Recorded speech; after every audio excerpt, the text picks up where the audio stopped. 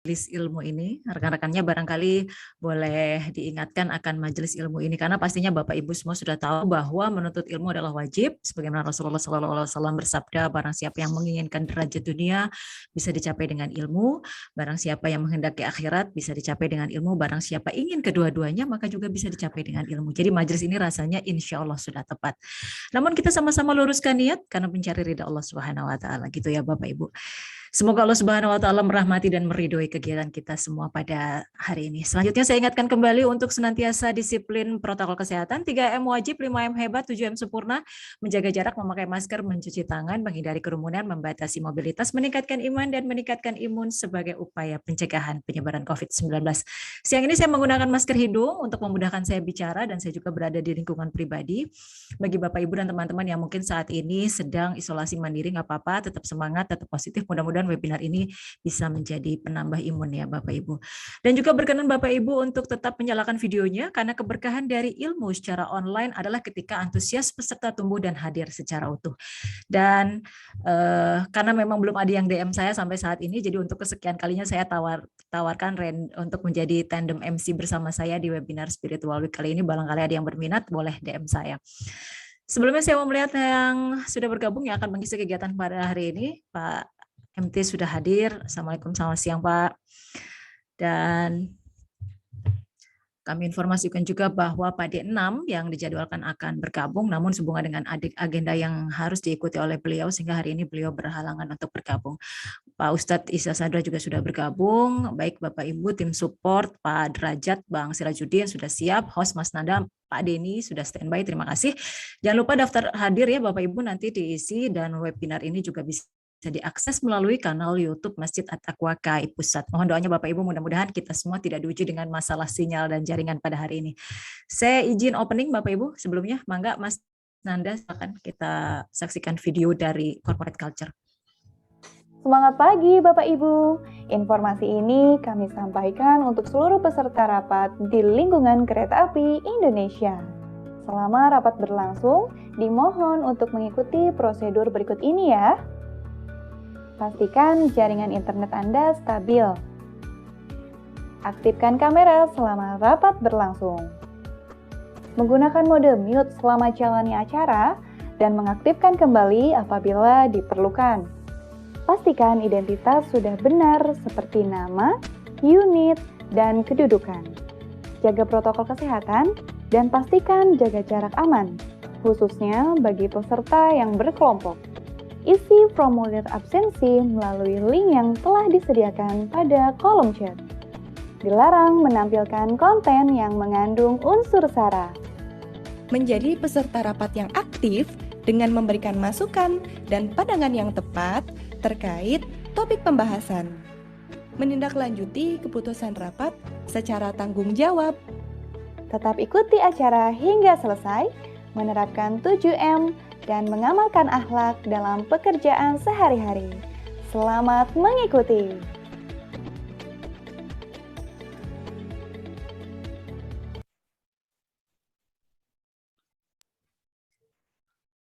Baik, terima kasih. Bismillahirrahmanirrahim. Assalamualaikum warahmatullahi wabarakatuh. Waalaikumsalam warahmatullahi wabarakatuh. Alhamdulillahirrahmanirrahim. Asyhadu an la ilaha illallah wa asyhadu anna Muhammadan abduhu wa rasuluh. Allahumma sholli ala Muhammad wa ala ali Muhammad. Rabbi shrah li sadri wa yassir li amri wahlul 'uqdatam min lisani yafqahu qawli, amma ba'du. Selamat siang, salam sejahtera untuk kita semua. Puji serta syukur senantiasa kita panjatkan kepada Allah Subhanahu wa taala karena kembali diberikan kesempatan pada siang hari ini Kamis tanggal 12 Agustus 2021 kita bersama-sama dalam satu aplikasi Zoom bersilaturahmi sekaligus mendapatkan ilmu dengan cara yang dimudahkan oleh Allah dimanapun Bapak dan Ibu berada dalam keadaan insya Allah sehat walafiat. Dan hari ini kembali Pusat Pendidikan dan Pelatihan PT Kereta Api Indonesia Persero kolaborasi dengan DKM At-Taqwa KAI Pusat menyelenggarakan webinar Spiritual Week dengan tema Loyal Character with Compliance dengan menghadirkan narasumber Bapak Ustadz Isa Sadrah. Beliau adalah CEO IOA Human Capital. Jadi siang ini Bapak Ibu selain menjadi wadah sharing juga sekaligus menjadi wadah silaturahmi antara pekerja PT Kereta Api Indonesia Persero, karena webinar ini diperuntukkan untuk semua pekerja kereta api. Luar biasa Bapak Ibu. Dan juga kami ucapkan terima kasih.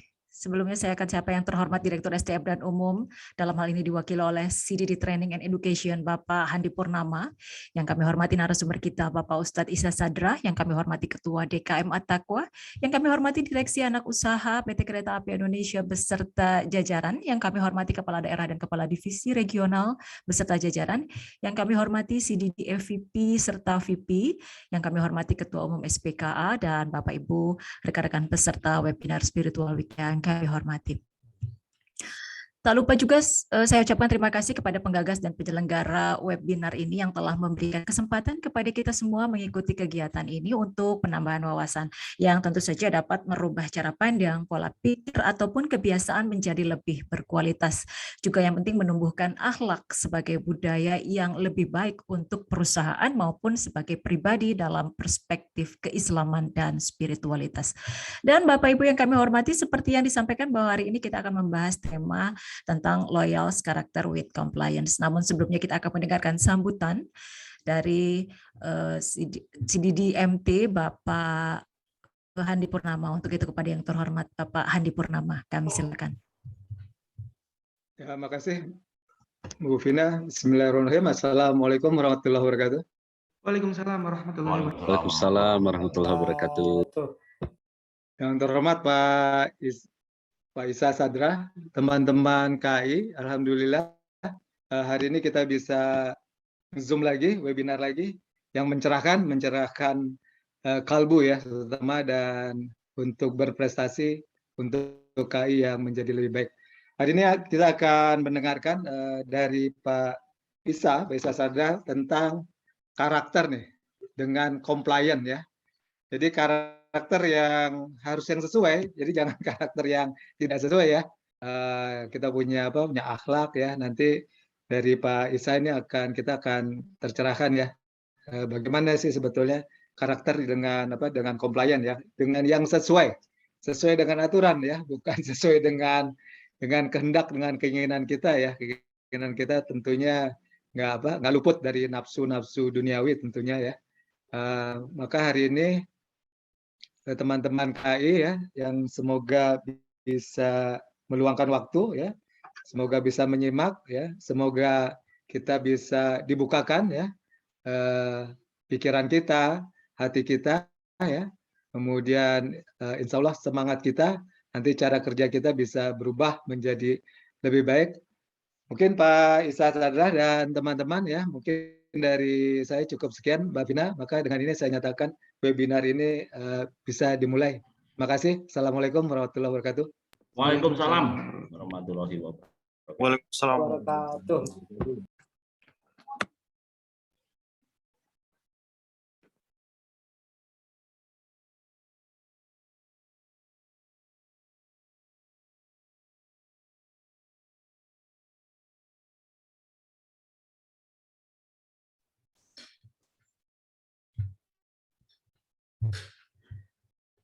Baik, mohon maaf Bapak Ibu barusan jaringan saya terputus. Ya, sekali lagi kami ucapkan terima kasih kepada Pak MT, sehat selalu Pak untuk Bapak dan juga keluarga. Baik Bapak Ibu, kita ke narasumber, namun sebelum paparan dan juga nanti saya akan berbincang sedikit dengan beliau, saya akan bacakan sekilas CV beliau. Izin ya Pak Ustadz. Saat ini Bapak Ustadz Isa Sadrah menjabat sebagai Business Development Manager PT Graha Multi Cemerlang dan juga selain sebagai Head of Training Center Lembaga Ekonomi Umat dan Head of Learning and Development PT LEU Retail Indonesia, Bapak Isa juga sebagai Project Manager di sekolahretail.com. Kesibukan Bapak Ustadz Isa Sadrah saat ini selain sebagai trainer tersertifikasi di PPA Institute, beliau juga praktisi di SEFT, sebuah terapi untuk mengatasi gangguan emosi dan fisik, dan juga adalah apiterapis, terapi menggunakan lebah, dan juga trainer of resonance magnetic analyzer. Baik, Bapak Ibu, demikian singkat tentang Pak Ustadz Isa Sadrah, luar biasa. Baik, Bapak Ibu, saya akan sapa beliau. Assalamualaikum warahmatullahi wabarakatuh, Pak Ustadz. Waalaikumsalam warahmatullahi wabarakatuh. Apa kabar, Mbak Vina? Sehat? Alhamdulillah, Alhamdulillah, Masya Allah nih, jazakumullah khair nih Pak Ustadz berkenan berbagi lagi kita jamaah Masya webinar Allah. spiritual. Ini kali kedua ya, Tat ya? Ya, betul. Kali kedua saya amanahkan untuk sharing ya dengan Iya, sebelum. teman-teman di PT KAI. Betul, sebelumnya bulan Februari, Qadarullah masih dengan saya nih. Baik, Ustadz, ini sebelum ke tema, karena ini spiritual ya Tat ya, saya mau bertanya dulu karena di luar tema ini. Nanti kalau setelah paparan pertanyaannya pasti tentang tema. Nah ini saya mau bertanya sebentar. Kita memasuki bulan Muharram nih ya Tat ya. Kalau sebelumnya kan Zulhijjah ini banyak amalan-amalan yang dilipat gandakan oleh Allah. Kira-kira kalau amalan yang di bulan Muharram ini yang utama ini biar kita semangat nih Tat, apa ini Tat? Iya. Baik, bismillah, alhamdulillah, wassalatu wassalamu ala rasulillah wa ala alihi wa sahbihi ajma'in. Assalamualaikum warahmatullahi wabarakatuh. Masya Allah. Ini kali kedua saya diamanahi untuk mengisi webinar di lingkungan PT KAI. Sesuai dengan pertanyaan Mbak Vina tadi, Masya Allah, hari ini tuh saya kayak dapat sesuatu yang sangat luar biasa gitu. Karena jadwal saya bertepatan dengan di bulan Muharram. Ya, Muharram ini satu bulan yang Masya Allah ya mendapat kedudukan yang sangat tinggi di hadapan Allah Subhanahu wa taala. Banyak kejadian-kejadian besar ya dalam sejarah dunia ini itu terjadi di bulan Muharram. Termasuk salah satu kejadian besar, mujizat besar yang dimiliki oleh Nabi Musa alaihissalam, yaitu ketika Nabi Musa membebaskan kaumnya menuju tanah yang dijanjikan, itu pun terjadi di bulan Muharram. Jadi bulan Muharram ini satu bulan yang tidak hanya dimuliakan oleh kita sebagai umat Islam, tapi umat-umat yang lain pun memuliakan bulan Muharram ini. Ya, orang-orang Yahudi menjadikan bulan Muharram ini bulan yang sangat spesial gitu.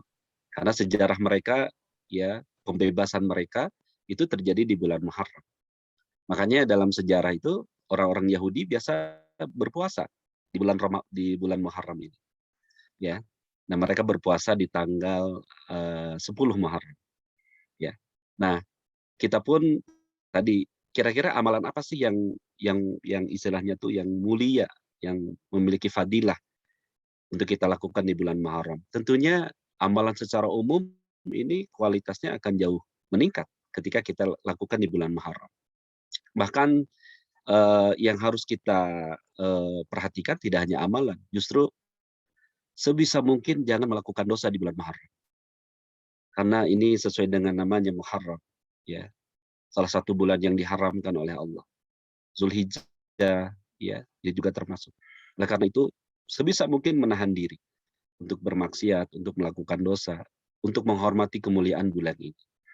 Nah, jadi secara umum amalan apa saja silakan dilakukan, tapi ada amalan yang disunahkan oleh Rasulullah SAW khusus di bulan Muharram, yaitu saum, ya, di tanggal 10 Muharram. Nah, karena orang Yahudi pun saum di tanggal yang sama, maka Rasulullah menyarankan kita untuk menyelisihi. Jadi boleh, kalau bisa, kata Rasulullah, supaya tidak sama seperti Yahudi, maka tanggal 9-nya kita saum juga. Jadi 2 hari. Ya, jangan tanggal 9 dan 10 Muharram itu menjadi satu amalan khusus yang bisa kita lakukan di bulan Muharram ini. Seperti itu, Mbak Vina. Baik, nih bisa dicatat ya Bapak Ibu tanggalnya 9, 10 Muharram. Nah, selain puasa itu juga yang penting coba jangan maksiat dulu deh gitu, bukan berarti nanti setelah Muharram boleh maksiat lagi, nggak gitu ya Tati. Ya. karena beda, ibaratnya kita maksiat di luar masjid dengan maksiat di dalam masjid beda hukumannya. Gitu ya Tati. Iya. Jadi kalau kita bermaksiat di bulan selain Muharram, ya dengan bermaksiat di bulan Muharram beda. Beda. Karena apa? Saking mulianya bulan ini seperti itu. Kita pokoknya fastabiqul khairat saja nih Tat ya. Betul. Baik, terima kasih baik Bapak Ibu, Ustadz Isa Sadrah akan berbagi kepada kita sesuai tema kita pada siang hari ini. Dan seperti biasa Bapak Ibu, pertanyaan silakan disampaikan di kolom chat ya, nanti Pak Ustadz setelah sesi paparan ini akan ada sesi tanya jawab, nanti akan kita bantu bacakan. Materinya apa boleh di-share ya, Tat ya? Selama paparan boleh. Siap, siap. Ya, Nanti saya baik. share materi. Baik, dan Pak Ustadz nanti berkenan untuk memimpin doa di akhir sesi setelah tanya jawab. Kita sampai pukul 14.45 ya, Tat, termasuk sesi tanya jawab. Baik, baik. Bismillah. Baik, mangga. Terima kasih, mangga Pak Ustadz. Baik. Mungkin saya share screen ya. Ya.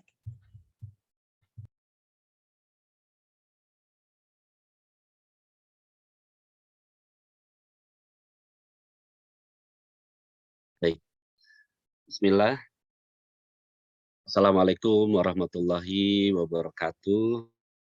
Waalaikumsalam warahmatullahi Waalaikumsalam wabarakatuh. warahmatullahi wabarakatuh. Innalhamdalillah nahmaduhu wa nasta'inuhu wa nastaghfiruh wa na'udzu billahi min syururi anfusina wa min sayyiati a'malina. Man yahdihillahu fala mudhillalah wa may yudlil fala hadiyalah. Wa asyhadu an la ilaha illallah wa asyhadu anna Muhammadan abduhu wa rasuluh.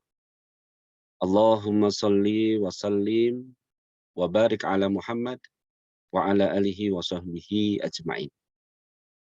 Amma ba'du, tiada Tuhan selain Allah yang maha tinggi, yang maha mulia,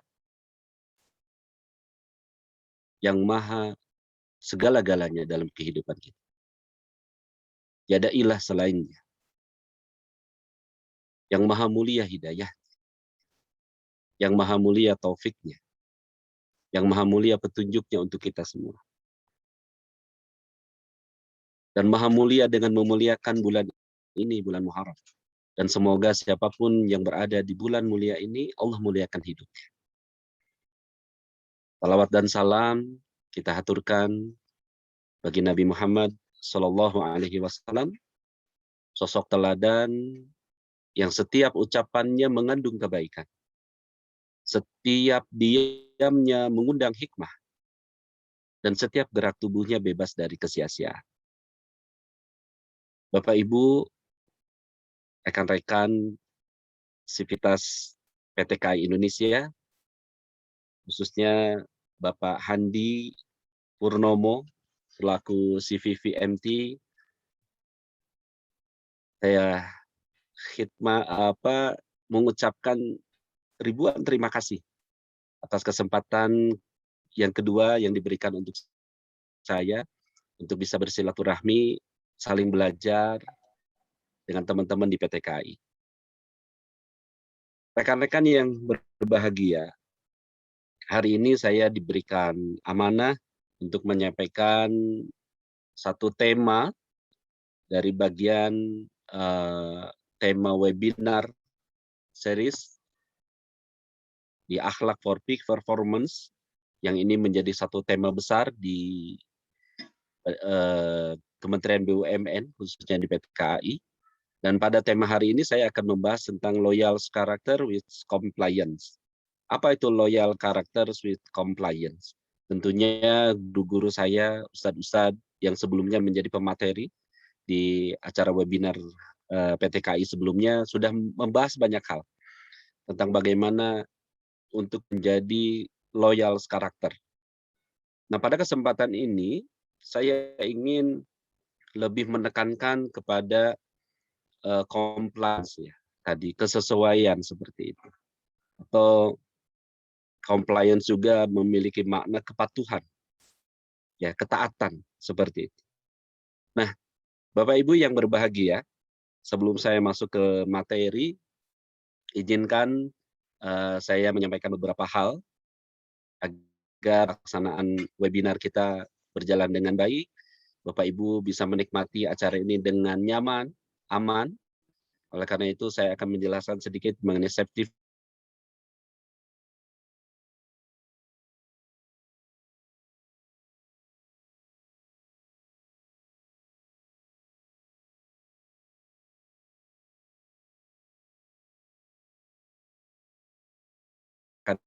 suhu. Dan jika terjadi sesuatu, tentunya Bapak Ibu ya bisa melakukan safety first ya, dalam rangka menyelamatkan diri dan orang-orang di sekitar. Baik, Bapak Ibu yang berbahagia, dari seri webinar 18 kali pertemuan ini, yang sebelumnya sudah dibahas tentang amanah, kompeten, harmonis. Nah, hari ini kita akan lebih banyak memperdalam tentang loyal. Dan salah satunya adalah loyal character with compliance. Bapak Ibu, bagian dari loyal ini ya tentunya sudah dibahas mengenai bagaimana kita bisa menemukan trust ya. Rasa percaya kita kepada institusi, kepada BUMN, kepada perusahaan PT KAI, kemudian sincerity, bagaimana ketulusan kita di dalam berkhidmat ya untuk organisasi ya, untuk perusahaan kita semua ya, bahkan siap melakukan berkorban untuk sesuatu yang lebih besar ya, yang menjadi tujuan dari perusahaan. Nah, hari ini kita akan membahas tentang obedience ya. Obedience ini ya tadi kepatuhan, ketaatan, dan ini menjadi bagian dari karakter loyal ya, loyal karakter tadi. Bapak Ibu, kira-kira apa yang Bapak Ibu lihat dari gambar di depan ini?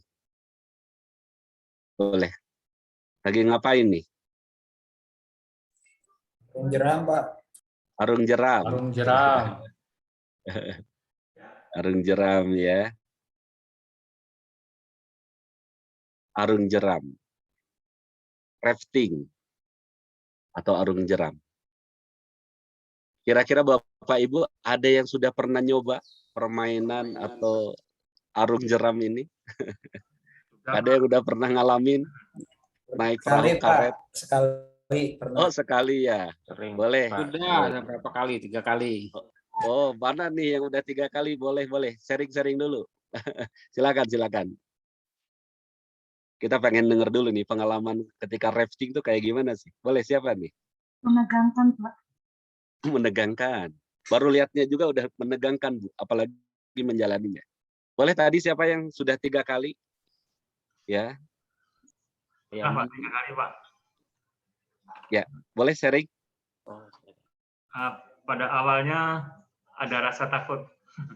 Tapi ada rasa takut.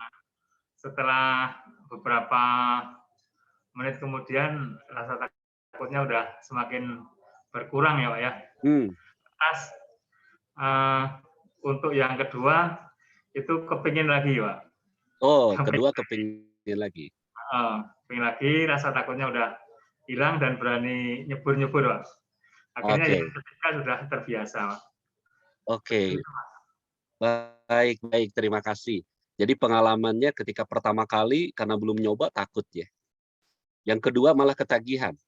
Sudah mulai menikmati. Dan yang ketiga sudah mulai terbiasa. Boleh, sekarang saya tanya Pak. Kira-kira pelajaran terpenting apa yang Bapak bisa dapat dari kegiatan arung jeram tadi? Itu yang kita dapat pertama adalah melatih mental. Oke, melatih mental. Yang kedua adalah kekompakan, Pak. Kekompakan. Kekompakan dari tim. Oke. Yang ketiga itu menjaga keselamatan bersama. Kalau ada gangguan, baik gangguan dari situasi arus atau mungkin gangguan dari teman-teman yang lain yang biasanya kan permainan ya Pak, akan nakal juga. Oke.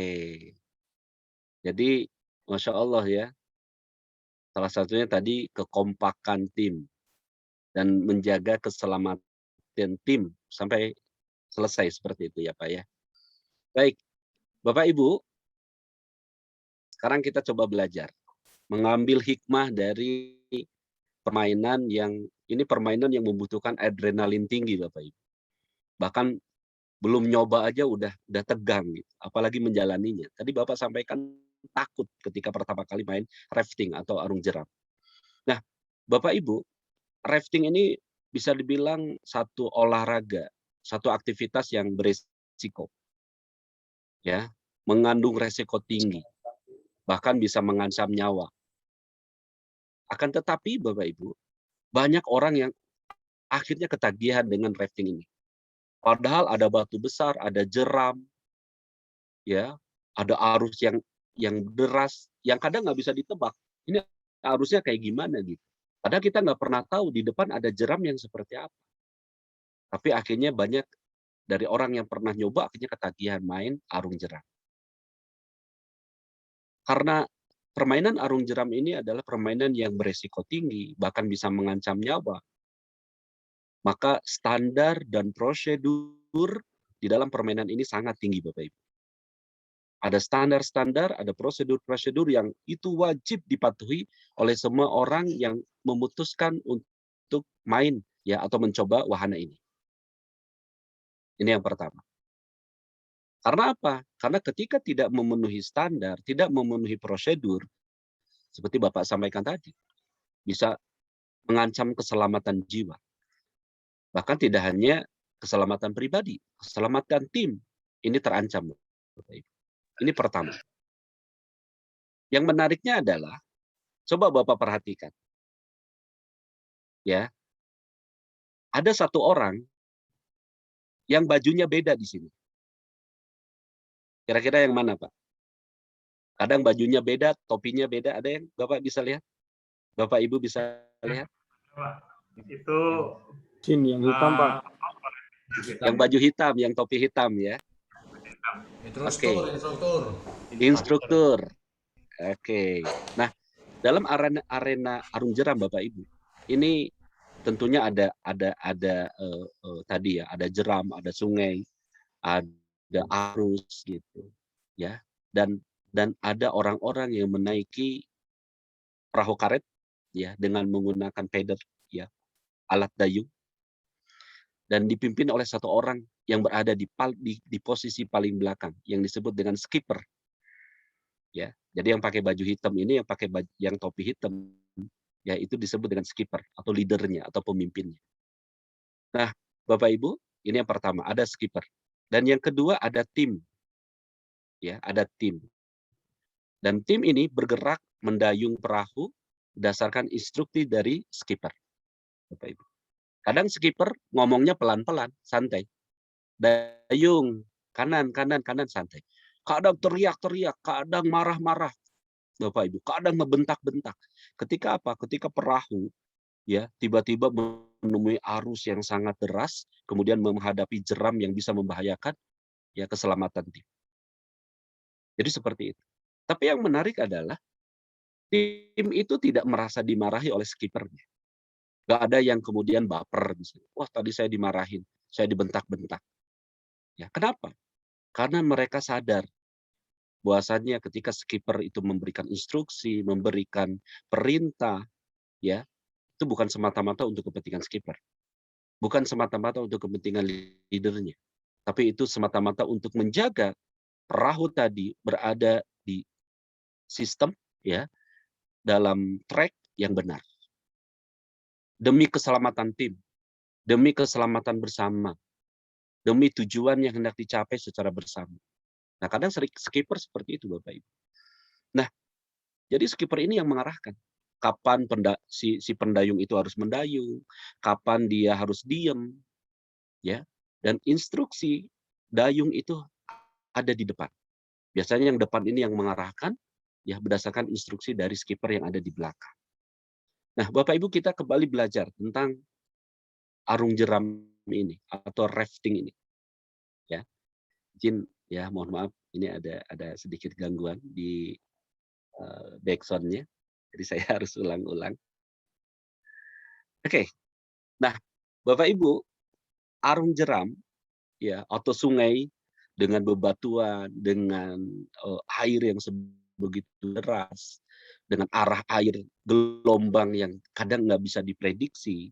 Mungkin kalau kita analogikan dengan kondisi kita saat ini, Bapak Ibu, dengan kondisi pandemi yang hampir 2 tahun ini, ya yang kita nggak pernah tahu kapan bisa selesai. Ya, para ahli mengatakan bahwasanya kondisi kita ini saat ini berada pada kondisi VUCA. Apa itu VUCA? Volatility, uncertainty, complexity, ambiguity. Jadi kondisi hari ini itu ibarat kita sedang masuk ke jeram, Bapak Ibu. Yang unpredictable, yang nggak bisa diprediksi. Nggak jelas, ya. volatility, ya, ambiguity. Kadang orang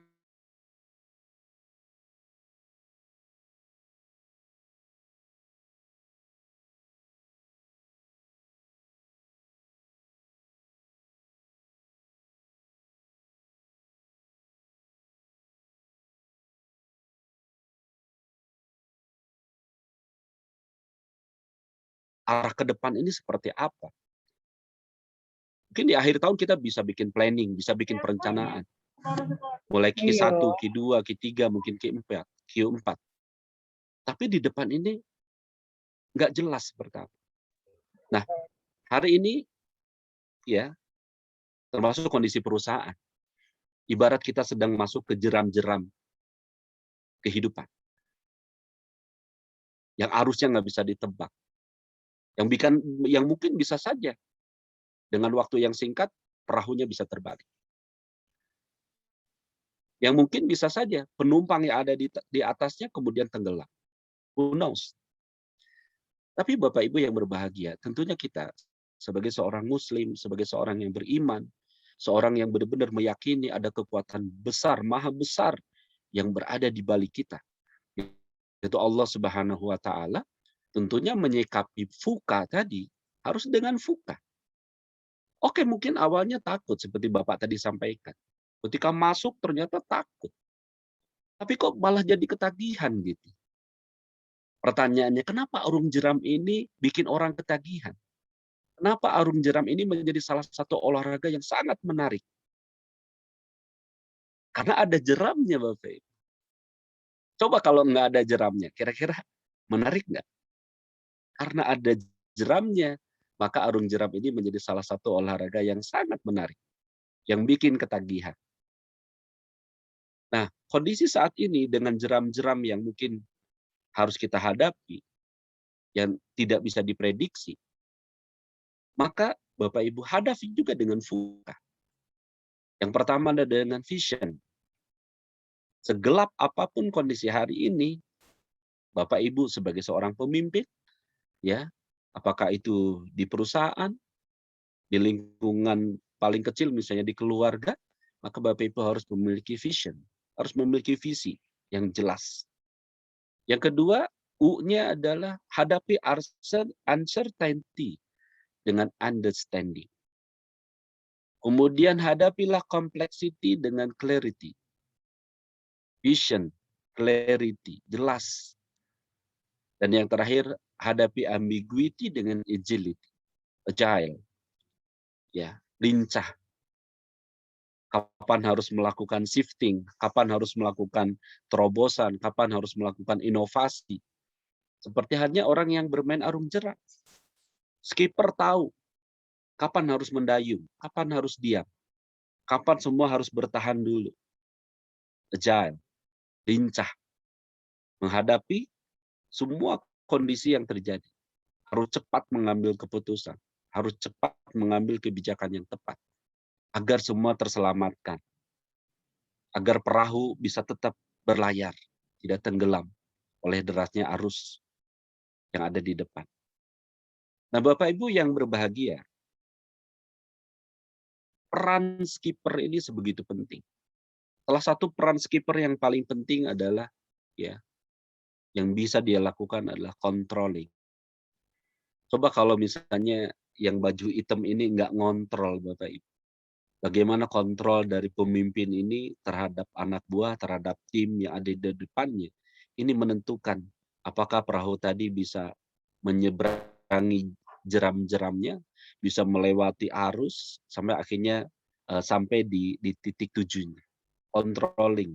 Jadi controlling ini sesuatu yang sangat penting yang dilakukan oleh seorang leader, oleh seorang skipper kalau dalam permainan arung jeram. Oleh karena itu Bapak Ibu yang Anda hari ini menjadi leader, menjadi pemimpin-pemimpin ya di perusahaan khususnya di PT KAI, maka controlling ini hanya akan bisa dilakukan oleh orang-orang, oleh leader-leader yang dia memiliki kompetensi. Bayangkan ketika skipper ya yang mengarahkan, mengontrol laju perahu karet ini, dia tidak berkompeten, Bapak Ibu. Saya yakin perahunya bisa tenggelam. Bisa jadi ya orang-orang penumpang yang ada di perahu tadi ya bahkan nauzubillah min dzalik bisa celaka. Ketika skipernya, leadernya, pemimpinnya tidak memiliki kompetensi, tidak profesional, tidak proporsional. Nah, ini proporsional, bisa saja si skipper itu ya segera menginstruksikan dengan kontrolnya tadi. Ayo mendayungnya lebih kencang, ayo mendayungnya lebih pelan, ya. Nah, Bapak Ibu yang berbahagia, ini peran yang pertama, peran dari skipper. Jadi kompetensi ini mutlak dimiliki oleh pemimpin-pemimpin, termasuk pemimpin-pemimpin masa depan di PT KAI. Ya, maka urusan kompetensi ini adalah sebuah syarat mutlak yang harus dimiliki oleh seorang pemimpin.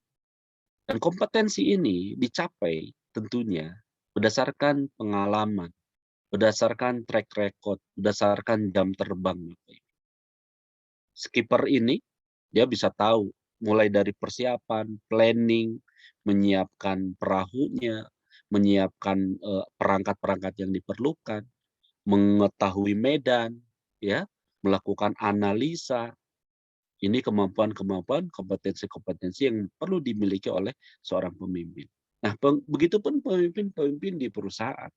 Pemimpin-pemimpin di perusahaan ya harus memiliki kompetensi yang mereka tahu ya medannya seperti apa yang harus dipersiapkan, bagaimana cara mengawal proses tadi, bagaimana menentukan tujuan dan lain sebagainya.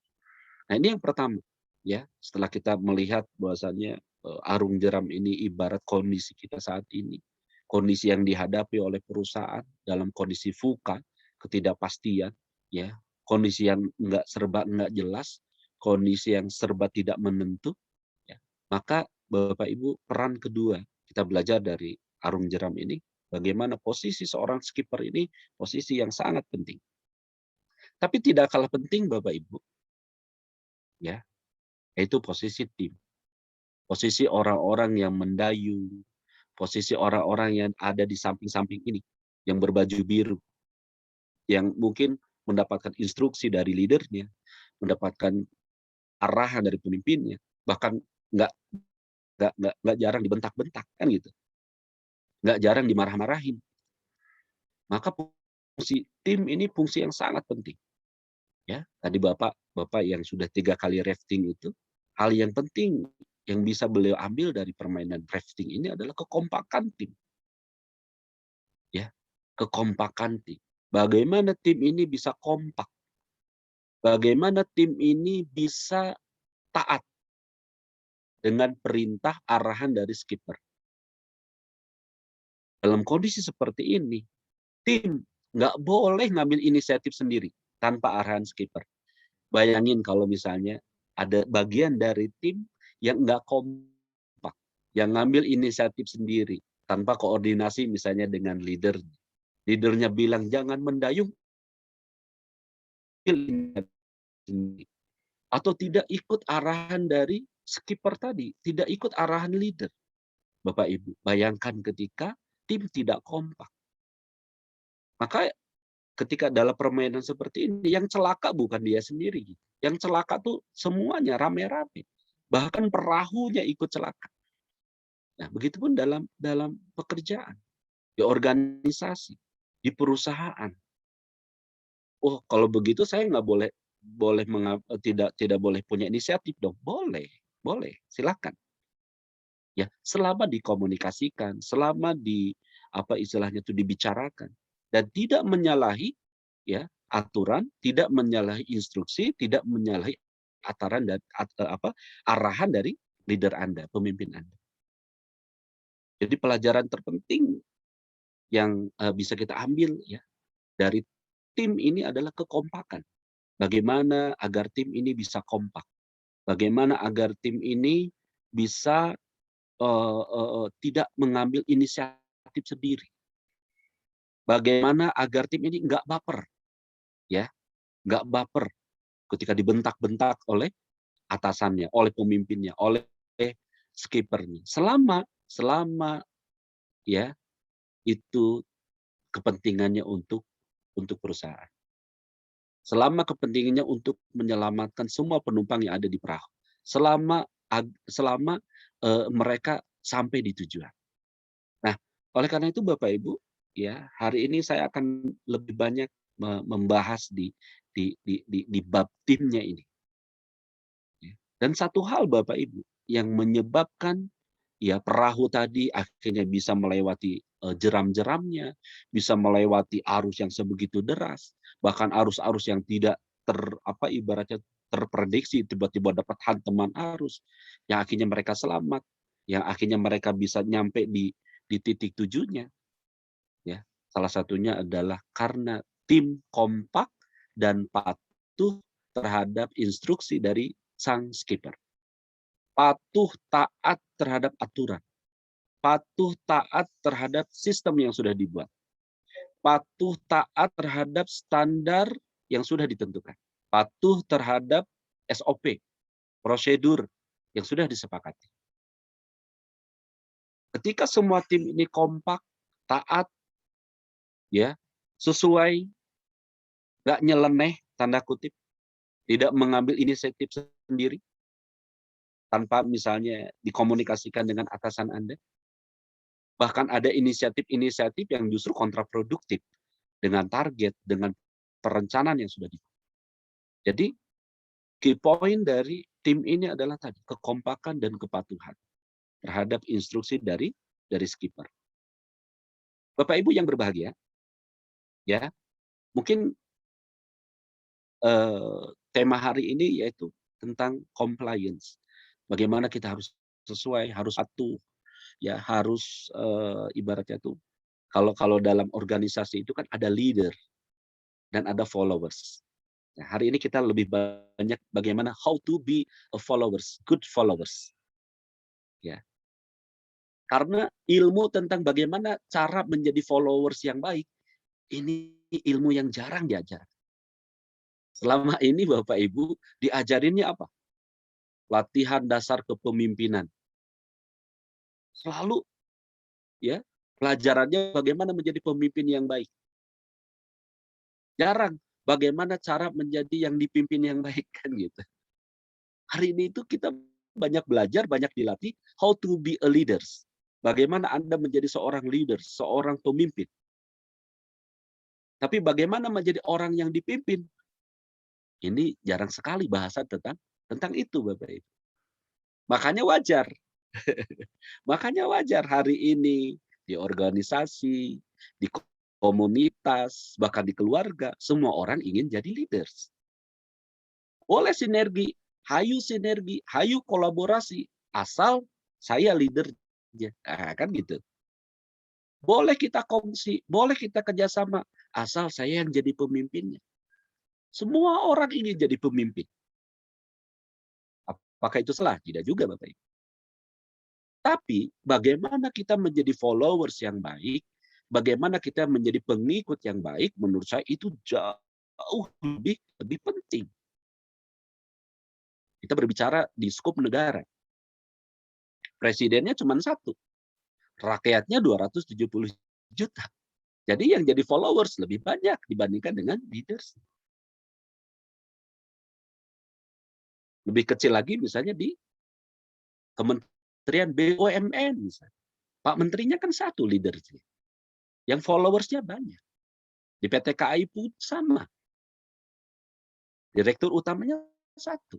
Followersnya yang banyak.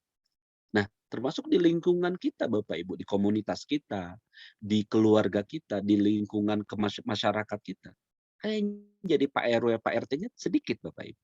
Yang banyak siapa? Yang banyak warganya. Nah, pentingnya kita belajar menjadi followers, menjadi pengikut yang baik. Ini jarang sekali. Ini dari pengalaman saya. Jarang sekali diajarkan. Tapi ini sangat penting Bapak Ibu. Karena posisi kita pun hari ini lebih banyak sebagai followers dibandingkan sebagai leaders. Oleh karena itu kecakapan kita, ya, skill yang harus kita miliki untuk bisa menjadi followers yang baik itu sangat penting. terutama di lingkup kerjaan, di perusahaan. Ya, bagaimana Anda bisa menjadi followers yang baik? Bagaimana Anda bisa menjadi pengikut yang baik? Bagaimana Anda bisa menjadi pekerja yang baik, karyawan yang baik? Salah satunya adalah dengan patuh, taat, berkesesuaian dengan aturan-aturan yang sudah dibuat, dengan sistem yang sudah dibuat, dengan arahan-arahan kebijakan-kebijakan yang sudah dibuat oleh pemimpin-pemimpin kita, perusahaan. Mungkin ada yang bertanya, kenapa sih kita harus menjadi followers yang baik? Kenapa sih kita harus jadi pengikut yang baik? Kenapa sih saya harus jadi karyawan yang manut sama sistem? Yang manut sama atasan? Kenapa sih? Kan gitu. Ada beberapa alasan, Bapak Ibu. Kenapa kita harus menjadi followers yang baik? Kenapa kita harus menjadi followers yang baik? Ya, izin saya indikan dulu. Mohon maaf. Kenapa sih kita harus jadi followers yang baik? Ya. Karena yang pertama, Bapak Ibu, pemimpin hebat, seorang pemimpin hebat harus menjadi pengikut yang baik terlebih dahulu. Hanya pengikut-pengikut yang baiklah yang dia memiliki potensi untuk menjadi pemimpin-pemimpin hebat di masa yang akan datang. Ada satu riset, Bapak Ibu. Ada satu riset. Ini dikeluarkan oleh Harvard Business Review. Ada sebuah kajian yang mengatakan pemimpin hebat harus menjadi pengikut yang baik terlebih dahulu. Ada 2 orang yang melakukan penelitian terhadap calon-calon Royal Marine, ya semacam angkatan bersenjata lah di Amerika. Mereka menjalani pelatihan, menjalani training seperti itu untuk mencari calon-calon pemimpin di masa yang akan datang. Lalu ditunjuk beberapa observer yang mengobservasi orang-orang, sistem, mengobservasi training tersebut secara komprehensif. Kemudian ada temuan yang menarik, Bapak Ibu. Ada temuan yang menarik. Ya, ternyata calon-calon pemimpin yang diciriin sama para observer, ternyata bukan orang-orang yang mengaku atau menunjukkan bahwasannya dia adalah seorang pemimpin. Ini menarik. Dan pandangan ini berbeda dengan pandangan si komandan. Kalau komandan dia melihat orang-orang yang menunjukkan bahwasannya dirinya seorang pemimpin, oh, ini calon-calon pemimpin yang akan datang. Tapi penilaian komandan ini ternyata berbeda dengan penilaian para observer ini. Yang mereka melakukan observasi berdasarkan riset. Berbeda. Kenapa? Ya. Jadi ternyata para observer itu mengamati justru calon-calon pemimpin hebat itu adalah orang-orang yang dia memposisikan diri sebagai pengikut yang baik.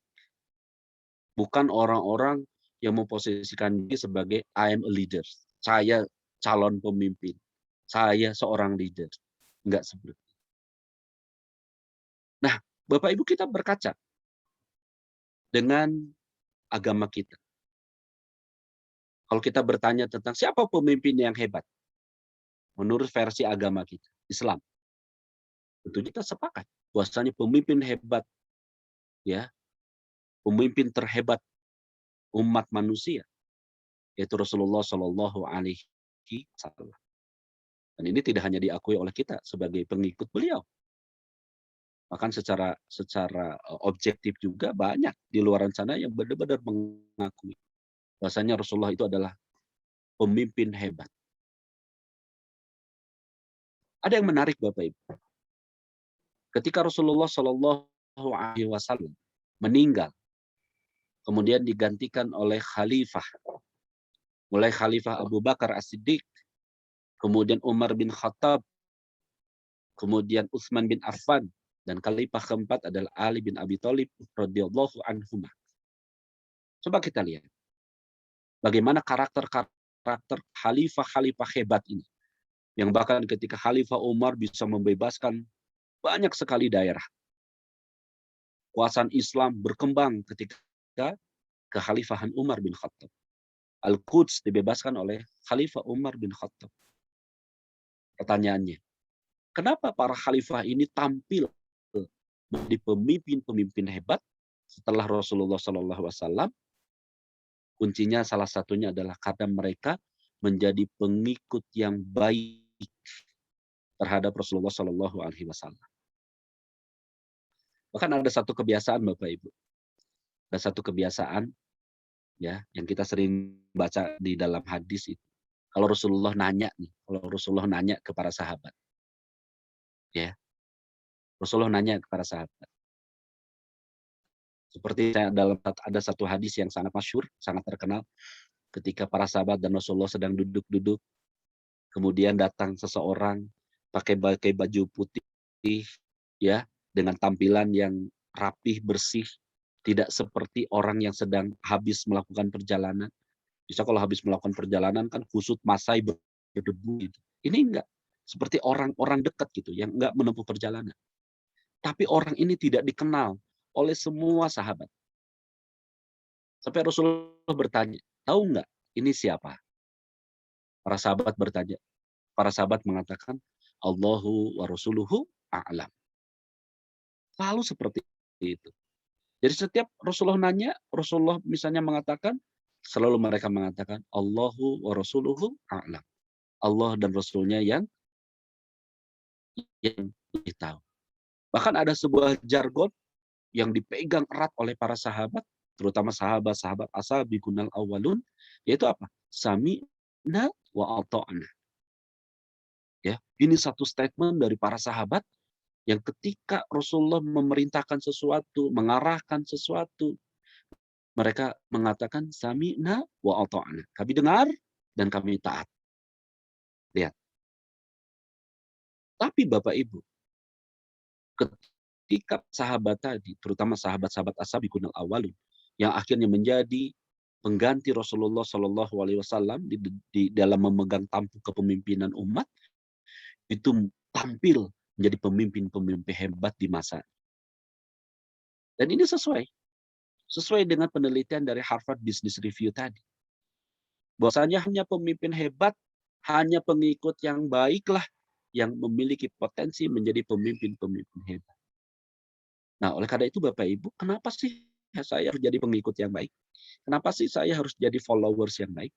Kenapa sih saya harus jadi karyawan yang baik, yang taat aturan, yang taat sistem, yang taat terhadap arahan dari atasan, dari pemimpin? Ya. Nah, Bapak Ibu, ketika Anda menjadi karyawan, pengikut, followers yang baik, yang taat aturan, maka bersiap-siap Bapak Ibu. Untuk kemudian di waktu yang akan datang, Anda akan tampil menjadi pemimpin-pemimpin hebat perusahaan. Ini yang pertama. Kemudian yang kedua, ya, kenapa sih saya harus menjadi followers yang baik? Kan gitu. Kenapa sih saya harus jadi followers yang baik? Nah, tentunya ini Ini karena saya pengalaman Bapak Ibu ya, pengalaman karena saya mengelola juga di human capital. Ya, tentunya kita menghadapi tantangannya, yang mungkin di teman-teman di PT KAI pun menghadapi tantangan yang sama ya. Ya, terutama di anak-anak kita di generasi milenials misalnya, generasi-generasi yang yang masih sangat muda. Mereka seringkali kenapa sih saya harus mengikuti itu kan? Kenapa sih saya harus taat dengan aturan seperti itu? Ya. Nah, ini menjadi PR Bapak Ibu karena tentunya beda generasi, beda zaman ya. Dan lain sebagainya. Nah, akan tetapi penting kita untuk menjadi followers. Menjadi followers yang baik bukan berarti kita tidak bisa berkreativitas. Kita tidak bisa memberikan inisiatif-inisiatif, tidak seperti itu. Atau Anda punya inovasi-inovasi, terobosan-terobosan. Tidak seperti itu. Menjadi followers yang baik itu tidak kemudian mengekang potensi diri kita. Intinya seperti itu. Nah, yang kedua adalah kenapa sih saya harus menjadi followers yang baik? menjadi karyawan yang baik, menjadi pengikut yang baik, yang taat dengan aturan, dengan sistem. Karena seorang followers harus terus melatih penilaiannya. Ini yang kedua. Maksudnya seperti apa? Seorang followers harus terus melatih penilaiannya. Untuk sampai kepada posisi sebagai pemimpin, Bapak Ibu. Maka ibarat pisau. Pisau itu harus terus diasah. Harus terus diasah. Diasah analisanya, diasah kepekaannya, diasah ibaratnya ketelitiannya, diasah komitmennya, kompetensi dan lain sebagainya. Nah, dalam proses menjadi seorang pemimpin tadi, Bapak Ibu, ketika Anda berada pada posisi sebagai seorang followers, maka hal yang harus terus dilatih adalah bagaimana kita melatih penilaian kita. Istilahnya itu intuisi. Karena biasanya pemimpin-pemimpin hebat itu adalah salah satu kekuatannya adalah mereka memiliki intuisi. Ya. Dan intuisi ini harus dilatih. Perlu jam terbang Bapak Ibu untuk melatih intuisi Anda sebagai seorang leader, sebagai seorang pemimpin. Hingga bisa menghasilkan kebijakan yang tepat, menghasilkan kebijakan yang cepat seperti itu. Salah satunya karena intuisi. Dan intuisi ini harus dilatih. Oleh karena itu ketika kita berada pada posisi sebagai followers, pengikut, atau sebagai seorang karyawan, Anda harus terus melatih penilaian. Terhadap apa? Terhadap kebijakan dari pemimpin misalnya. Anda harus melatih menilai. Ya. Kebijakan dari perusahaan misalnya. Aturan-aturan. Anda harus secara dewasa ya menilai tersebut. Ketika misalnya ada kebijakan yang menyalahi aturan, contoh misalnya, saya yakin kalau di PT KAI enggak, ya. Ini contoh saja. Misalnya ada atasan yang membuat kebijakan itu bertentangan dengan sistem, dengan value, ya, dengan istilahnya kultur yang sudah dilakukan atau yang sudah dikembangkan, ya, yang sudah dibuat di perusahaan. Maka seorang followers itu dia akan peka. Oh, dia tahu, oh ini kebijakan yang menyalahi aturan. Ya. Jadi seorang followers itu ya tidak kemudian serta-merta ketika melihat ini aturannya menyalahi sistem yang ada, misalnya atasan Anda misalnya, ya kalau di PT KAI insya Allah tidak ada, ya. Misalnya seorang atasan mengambil satu kebijakan, memerintahkan, memberikan arahan untuk melakukan sesuatu yang melanggar etika, bahkan melanggar syariat agama, bahkan melanggar sistem atau value yang sudah ditetapkan oleh perusahaan, ya seorang followers yang matang, yang terlatih penilaiannya, intuisinya, kepekaannya, ketelitiannya, dia akan menjadi sosok yang berani untuk merevisi atau memberikan penyanggahan misalnya terhadap aturan-aturan tersebut. Jadi seorang followers yang baik itu bukan berarti orang yang kemudian tidak objektif. Bukan ABS, bukan asal Bapak senang, bukan. Justru follower yang baik ini adalah follower yang dia tuh peka gitu. Ketika ini ada aturan yang menyalahi, maka dia yang akan bergerak. Kemudian yang ketiga, Bapak Ibu. Yang masih di yang kedua, saya ambil contoh seperti ini.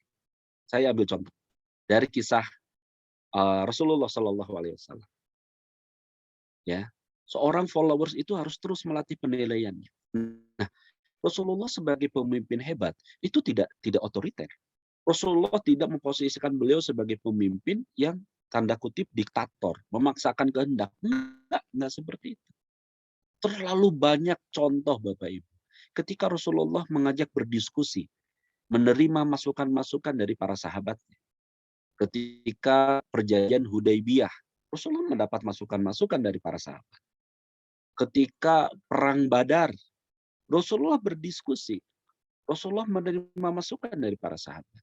Bahkan ada satu kejadian fenomenal bersejarah di mana Rasulullah merubah strategi. Ya. Merubah strategi perang yang dengan dirubah tadi, ya, Rasulullah akhirnya dan para sahabat mendapatkan kemenangan. Dan ternyata perubahan strategi itu berasal dari masukan seorang sahabat yang bernama Salman Al-Farisi. Yaitu tepatnya ketika perang Khandaq. Ketika perang Khandaq dalam kondisi umat Islam di Madinah diboikot, diserang, kemudian diboikot oleh koalisi. Ya kalau sekarang tuh sekutu seperti koalisi. Orang Yahudi, orang munafik yang ada di Madinah, dan orang musyrik Quraisy. Jadi ada koalisi yang hendak menghancurkan Rasulullah dan para sahabat. Nah, Bapak Ibu, lalu Rasulullah menghadapi kondisi yang genting tadi, ya, membuat strategi bagaimana mengamankan Madinah, bagaimana mengamankan umat Muslim yang ada di Madinah. Lalu Rasulullah SAW ya mendapatkan masukan dari seorang sahabat yang bernama Salman Al-Farisi. Lalu Salman Al-Farisi mengatakan, Rasulullah, apakah pendapatmu tadi, apakah strategimu tadi berdasarkan dari wahyu kah? Lalu Rasulullah mengatakan, tidak, itu berdasarkan pendapatku sendiri. Lalu akhirnya Salman Al-Farisi, ketika pendapat Rasulullah tadi tidak berdasarkan wahyu, maka beliau menyampaikan apa yang menjadi pendapat. Lalu Rasulullah menerima pendapat masukan dari Salman Al-Farisi tadi, yaitu untuk membuat parit. Makanya disebut perang parit, perang Khandaq, membuat parit yang mengelilingi Madinah, ya, untuk mencegah atau untuk menghalau, ya, atau untuk membentengi umat Islam yang ada di Madinah. Dan dengan strategi yang ditetapkan oleh Salman Al-Farisi ini, yang diterima oleh Rasulullah SAW, akhirnya Allah memberikan kemenangan, Bapak Ibu, kepada umat Islam waktu itu di Madinah. Nah, jadi seorang followers itu, Bapak Ibu, kenapa harus jadi followers yang baik? Karena Anda harus terus melatih penilaian Anda terhadap sistem, terhadap aturan, terhadap environment, ya, terhadap lingkungan, terhadap perusahaan dan lain sebagainya. Yang paham banget dari A sampai Z-nya, ya. Dan apa istilahnya tuh kalau berbicara tentang pekerjaan, ya, seorang pengikut yang baik, followers yang baik, dia paham banget, menguasai banget. Ya, ini yang kedua. Yang ketiga, Bapak Ibu, kenapa kita harus menjadi followers yang baik, karyawan yang baik, pengikut yang baik? Karena seorang followers yang terbaik adalah pekerja-pekerja terbaik. Bapak Ibu. Ya, jadi followers terbaik adalah pekerja yang terbaik. Dan pekerja-pekerja terbaik ini, Bapak Ibu, yang mereka yang pada akhirnya, ya, berubah menjadi pemimpin-pemimpin, ya, apakah itu di perusahaan, apakah itu di komunitas, ya, apakah di lingkungan, bahkan di keluarga. Hanya pekerja-pekerja terbaik lah. Hanya pekerja-pekerja yang memang paham sistem, yang paham ibaratnya pekerjaannya, job desk-nya, ya, yang paham ibaratnya tuh tadi secara detail. Karena apa? Karena follower yang baik ini adalah kecenderungannya adalah orang-orang yang tekun, orang-orang yang punya komitmen, orang-orang yang istilahnya tuh selalu tadi melatih, meningkatkan penilaiannya, selalu upgrade, ya, secara knowledge-nya, secara skill-nya, ini selalu dikembangkan. Yang pada akhirnya nanti akan menjadi pemimpin-pemimpin hebat di perusahaan seperti itu. Nah, ini berdasarkan riset Bapak Ibu yang berbahagia. Dan biasanya, ya, pemimpin yang hadir, pemimpin yang lahir dari seorang karyawan, seorang followers yang benar-benar mengikuti secara kokoh, ya, secara kokoh sistem, mengikuti secara kokoh aturan, mengikuti secara kokoh arahan-arahan dari pemimpin-pemimpin di perusahaan, ya, selama tidak bertentangan dengan agama, bertentangan dengan etika, norma, dan sistem yang sudah dibuat, maka mereka biasanya memiliki karakter-karakter yang pertama, biasanya mereka orang-orang yang dipercaya. Ya. Jadi follower yang terbaik ini adalah pekerja terbaik yang ketika saatnya berubah, ada kesempatan untuk menjadi pemimpin, mereka biasanya jadi pemimpin yang hadir, menjadi pemimpin yang dapat dipercaya. Ya, yang dapat dipercaya. Ibarat skipper, timnya percaya. Ya, karena apa? Karena seorang skipper itu kompeten gitu. Memang dia mungkin secara jam terbangnya itu udah ribuan kali itu nyusuri sungai, ya, mengendalikan perahu karet, memimpin tim mengatasi jeram-jeram tadi, mengatasi arus-arus deras, mengatasi apa istilahnya bahkan arus-arus yang tidak terduga, putaran-putaran air, pusaran-pusaran air yang seringkali tidak terduga. Udah hafal banget. Nah, bagaimana mungkin seorang hadir menjadi pemimpin hebat yang berkompeten kalau dia tidak tampil sebagai seorang pekerja yang terbaik, yang tidak menguasai pekerjaannya. Nah, karena itu Bapak Ibu Pak, ketika hadir dia menjadi seorang pemimpin, dia hadir menjadi pemimpin yang dipercaya oleh timnya. Ya. Yang kedua, biasanya lebih stabil. Jadi follower yang terbaik, yang dia jadi pekerja yang terbaik ketika menjadi seorang pemimpin, biasanya dia stabil, Bapak Ibu. Karena apa? Karena pengalaman, ya, dengan jam terbangnya, dengan pengalamannya, ya, udah biasa kok nemu jeram yang seperti ini. Udah biasa kok ada arus yang tiba-tiba ngehantam, udah biasa. Karena apa? Pengalaman, udah mateng. Jadi biasanya seorang pemimpin hebat yang lahir dari seorang followers yang dia sebagai pekerja yang terbaik, dia tetap tenang. Dalam kondisi fuka seperti ini, kondisi yang serba nggak jelas, kondisi yang serba tidak menentu, dia tetap tenang. Dalam menghadapi berbagai macam tantangan, berbagai macam kesulitan. Dan yang menarik adalah dia bisa menginspirasi timnya. Untuk apa? Untuk percaya diri. Ya, untuk menenangkan tim di sekitarnya. Skipper yang handal, skipper punya pengalaman tinggi, itu akan menenangkan. Tenang, nggak usah takut. Ya. Karena apa? Dia udah benar-benar menguasai medan. Lebih stabil, Bapak Ibu. Dan yang ketiga, biasanya mereka hadir sebagai seorang pemimpin yang peduli. Karena apa? Ya, mereka juga ngerasain dulu ketika jadi pekerja, ketika menjadi follower, ya, mereka ngerasain gitu. Mereka menjalani apa yang dijalani oleh timnya hari ini. Sehingga apa? Muncul kepedulian. Karena mereka pernah berada di posisi yang sama. Pernah berada di posisi yang sama. Ya, peduli. Nah, akhirnya mereka memotivasi, berempati secara aktif, ya, agar timnya bisa melewati berbagai macam tantangan yang ada di depan. Dan yang berikutnya adalah biasanya follower yang terbaik, yang mereka hadir sebagai seorang pekerja yang terbaik, yang ke depan insya Allah menjadi pemimpin hebat, adalah orang-orang yang penuh harapan.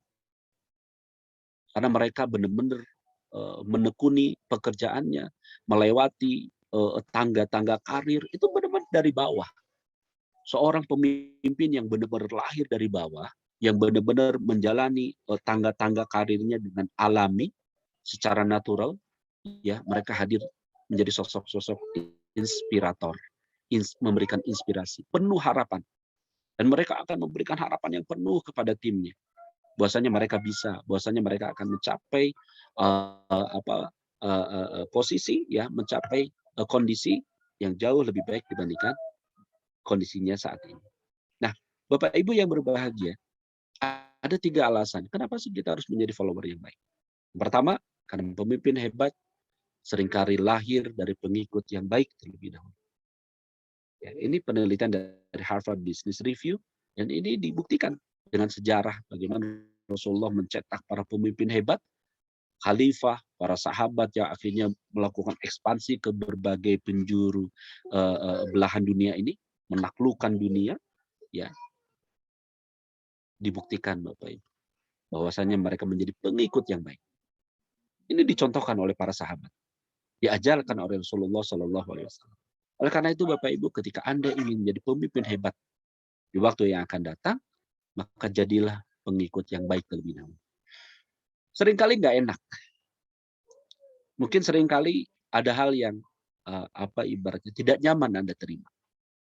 Tapi selama itu sebuah aturan dan disepakati sebagai sebuah sistem yang menjadi kesepakatan istilah bersama, Anda harus ikut. Meskipun nggak enak. Ya, pernah Bapak Ibu yang berbahagia. Ada istilahnya tuh kisah, ya, kisah tentang Umar bin Khattab dan Khalid bin Walid, Bapak Ibu. Jadi Umar bin Khattab dan Khalid bin Walid ini adalah orang-orang yang sangat luar biasa. Tidak hanya setelah beliau Islam, tapi sebelum Islam. Umar bin Khattab itu orang yang sangat disegani, ditakuti, punya pengaruh ya ketika beliau sebelum Islam. Dan ketika beliau Islam, ya posisi beliau pun sama, bahkan lebih, Bapak. Termasuk Khalid bin Walid. Khalid bin Walid ini panglima perang, Bapak. Bahkan pasukan umat Islam, pasukan Rasulullah dikocar-kacir ketika perang Uhud karena strategi yang ditetapkan oleh Khalid bin Walid. Lalu Khalid bin Walid memeluk agama Islam. Dan Khalid bin Walid pun menjadi panglima terhebat yang dimiliki oleh umat Islam sampai hari ini. Sampai Bapak Ibu yang berbahagia, para sahabat, penduduk Madinah, penduduk Mekah, sebegitu mengeluk-elukan sosok Khalid bin Walid. Udah ganteng, pahlawan, istilahnya tuh ahli strategi, ya, ahli perang, ahli memainkan senjata, pokoknya lengkap, ahli berkuda. Banyak orang memuji, mengidolakan Khalid bin Walid. Sampai akhirnya Bapak Ibu, ketika beliau memimpin pasukan, ketika berperang, dan waktu itu ketika Umar bin Khattab menjadi khalifah, sahabat Umar bin Khattab, Khalifah Umar bin Khattab radhiyallahu an, mengirimkan selembar surat untuk dibawa dan disampaikan kepada Khalid bin Walid. Dalam kondisi perang, tiba-tiba Khalid bin Walid mendapatkan surat dari khalifah. Ketika dibaca, isinya apa? Pemberhentian Khalid bin Walid sebagai panglima perang. Apa Ibu? Lihat. Khalid bin Walid, panglima perang, idola, tiba-tiba mohon maaf dipecat sama Umar bin Khattab, lagi perang, lagi memimpin pasukan. Ketika surat itu nyampe, kemudian Khalid bin Walid yang menyerahkan pucuk kepemimpinannya kepada sahabat yang lain, kemudian beliau pergi ke Madinah menemui Umar bin Khattab radhiyallahu anhu. Lalu ditanyakan kepada khalifah, alasan kenapa beliau dipecat? Lalu Umar bin Khattab mengatakan, ya, bahwasannya sahabat Umar bin Khattab, Khalifah Umar, takut sosok Khalid ini dikultuskan oleh masyarakat waktu itu. Terlalu diidolakan, terlalu dipuji. Dan sahabat Umar sebagai pemimpin, sebagai khalifah, ingin melindungi Khalid. Ingin melindungi Khalid, karena mencintai Khalid. Akhirnya dipecat jadi panglima. Lihat, apa yang dilakukan oleh Khalid bin Walid? Apakah Khalid bin Walid langsung menghunus pedangnya, menentang keputusan khalifah? Tidak. Yang dilakukan oleh Khalid bin Walid, beliau memeluk tubuh sahabat Khalifah Umar bin Khattab, kemudian menangis dan mengucapkan terima kasih. Lihat. Ini pemimpin hebat, Bapak Ibu. Dan menjadi pengikut yang hebat. Ketika kata khalifah, pecat, berhenti. Tapi tetap beliau punya hak tanya. Kenapa? Alasannya apa? Ini yang pertama. Kemudian di kejadian yang lain, Bapak Ibu, Rasulullah pernah menunjuk anak muda, Usamah, yang masih muda. Istilahnya tuh anak bau kencur. Untuk memimpin pasukan, yang di dalam pasukan tadi ada sahabat-sahabat mulia. Sahabat-sahabat besar, Bapak Ibu. Lalu Rasulullah ketika Rasulullah menunjuk Usamah tadi, semua sahabat sami'na wa ata'na. Tidak ada yang menentang. Tidak ada yang protes sama Rasulullah. Kenapa yang ditunjuk anak kemarin sore? Kenapa yang ditunjuk anak bau kencur? Tidak, Bapak. Para sahabat patuh pada perintah Rasulullah SAW. Nah, Bapak Ibu, ketika kita ingin menjadi pemimpin hebat, dan ini sudah dicontohkan oleh para sahabat dan menjadi bagian sejarah yang tidak mungkin bisa dihapuskan, bahwasanya untuk menjadi pemimpin hebat, Anda harus menjadi pengikut yang hebat. Dan yang kedua, seorang followers harus terus melatih penilaiannya, ya, melatih intuisinya, dan yang ketiga followers terbaik adalah pekerja yang terbaik. Dan yang terakhir, Bapak Ibu yang berbahagia, yang terakhir, terus gimana sih caranya kita untuk menjadi followers yang baik? Terus gimana sih caranya kita menjadi pengikut yang baik? Nah, di hari ini kita akan belajar, Bapak Ibu. Belajar followership dari sholat berjamaah. Bapak Ibu tentunya sering sholat berjamaah. Nah, kita belajar followership dari sholat berjamaah.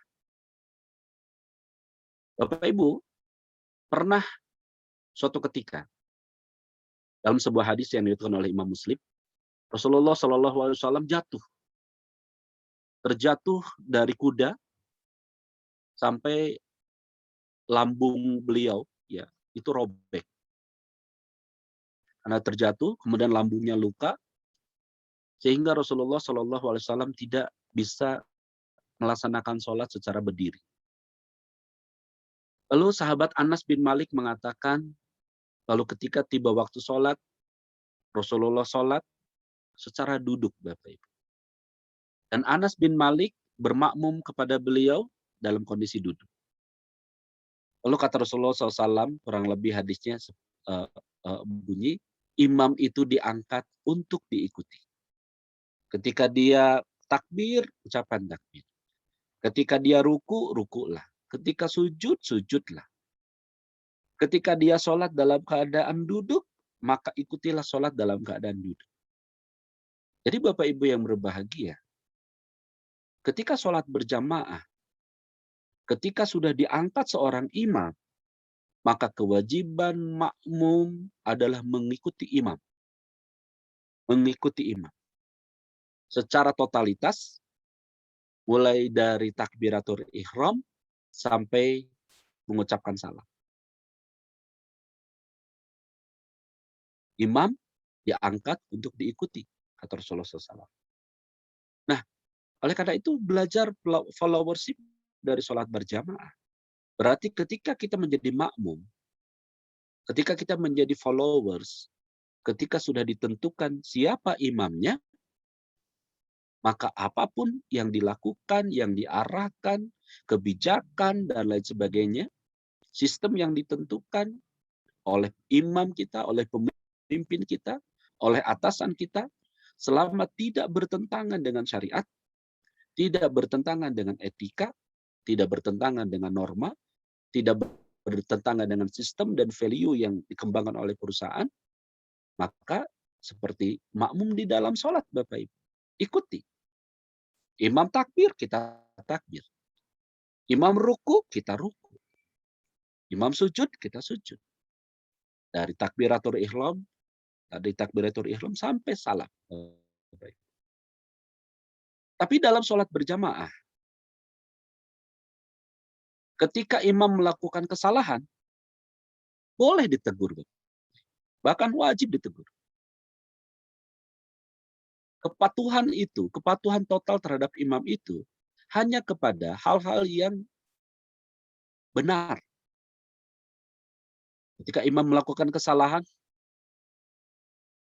lupa ruku misalnya, atau bacaan sholatnya salah, keliru, maka makmum boleh membetulkan imam. Dan di dalam agama kita ada aturan bagaimana memperbaiki imam.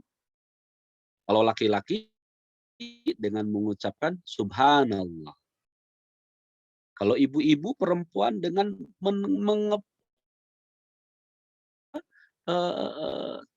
tepuk tangan. Itu sebagai cara. Jadi makmum boleh menegur imam. Tapi bagaimananya, aturannya, caranya, itu ditentukan. Nggak bisa seenaknya Bapak Ibu. Ada aturan. Oke, pemimpin kita salah, pemimpin kita keliru, tapi Anda harus menegur, harus memperbaiki, harus mengkritik dengan cara yang memang sudah ditentukan juga oleh sistem. Kan nggak mungkin Bapak Ibu. Oh, imamnya salah. Ya. Anda ngambil peci kemudian dilempar ke imam. Itu nggak boleh Bapak Ibu. Islam melarang perbuatan anarkis. Islam melarang perbuatan yang kasar. Ya. Nah, Bapak Ibu dalam sholat berjamaah harus menegur ketika imam salah. Tapi aturan caranya pun ditentukan. Kita nggak bisa semaunya Bapak Ibu. Ibaratnya menegur kesalahan pimpinan kita, ya semau kita dengan cara kita, sekehendak kita, itu nggak boleh. Ada aturan-aturan, silahkan. Ya, dan saya yakin di perusahaan ada aturan-aturan untuk kita bisa melakukan koreksi seperti itu. Ikuti sistem juga ketika kita menegur, ketika kita melakukan proses perbaikan. Nah, kemudian yang menarik Bapak Ibu, ketika misalnya imam salah, lupa rokaat, lupa ruku misalnya, atau lupa membaca misalnya bacaan, maka setelah sholat, maka kewajiban imam adalah sujud sahwi. Nah, sujud sahwi ini filosofinya, ya seorang pemimpin ya harus seperti itu. Harus mengakui, ya saya salah gitu, memang saya keliru. Dan itu ditunjukkan dengan apa? Dengan sujud sahwi. Kan nggak boleh imam egois, nggak mengakui kesalahan. Udah jelas tadi salah. Pas akhir nggak mau sujud sahwi. Ya, karena merasa benar. Nah, ajaran agama kita dengan sholat berjamaah ketika imam salah itu harus sujud sahwi. Yang menunjukkan bahwa sadar diri gitu. Bahwasanya iya saya keliru gitu. Saya keliru, nggak disengaja. Keliru ya, mungkin membuat gerakan yang kurang tepat ya, menambahkan atau mengurangkan sesuatu yang memang seharusnya tidak ada dalam sistem sholat. Sujud sahwi. Dan yang terakhir Bapak Ibu, ya, ini yang penting juga, bahwasanya tugas makmum hanya mengingatkan. Itu imam udah salah, udah dikeprok-keprok sama ibu-ibu di belakang sampai rame, tetap aja, ya. Jamaah yang bapak-bapak udah subhanallah, subhanallah, subhanallah, tetap aja. Nah, maka kewajiban makmum hanyalah mengingatkan Bapak Ibu. Ya. Selebihnya tanggung jawab si imam itu sendiri.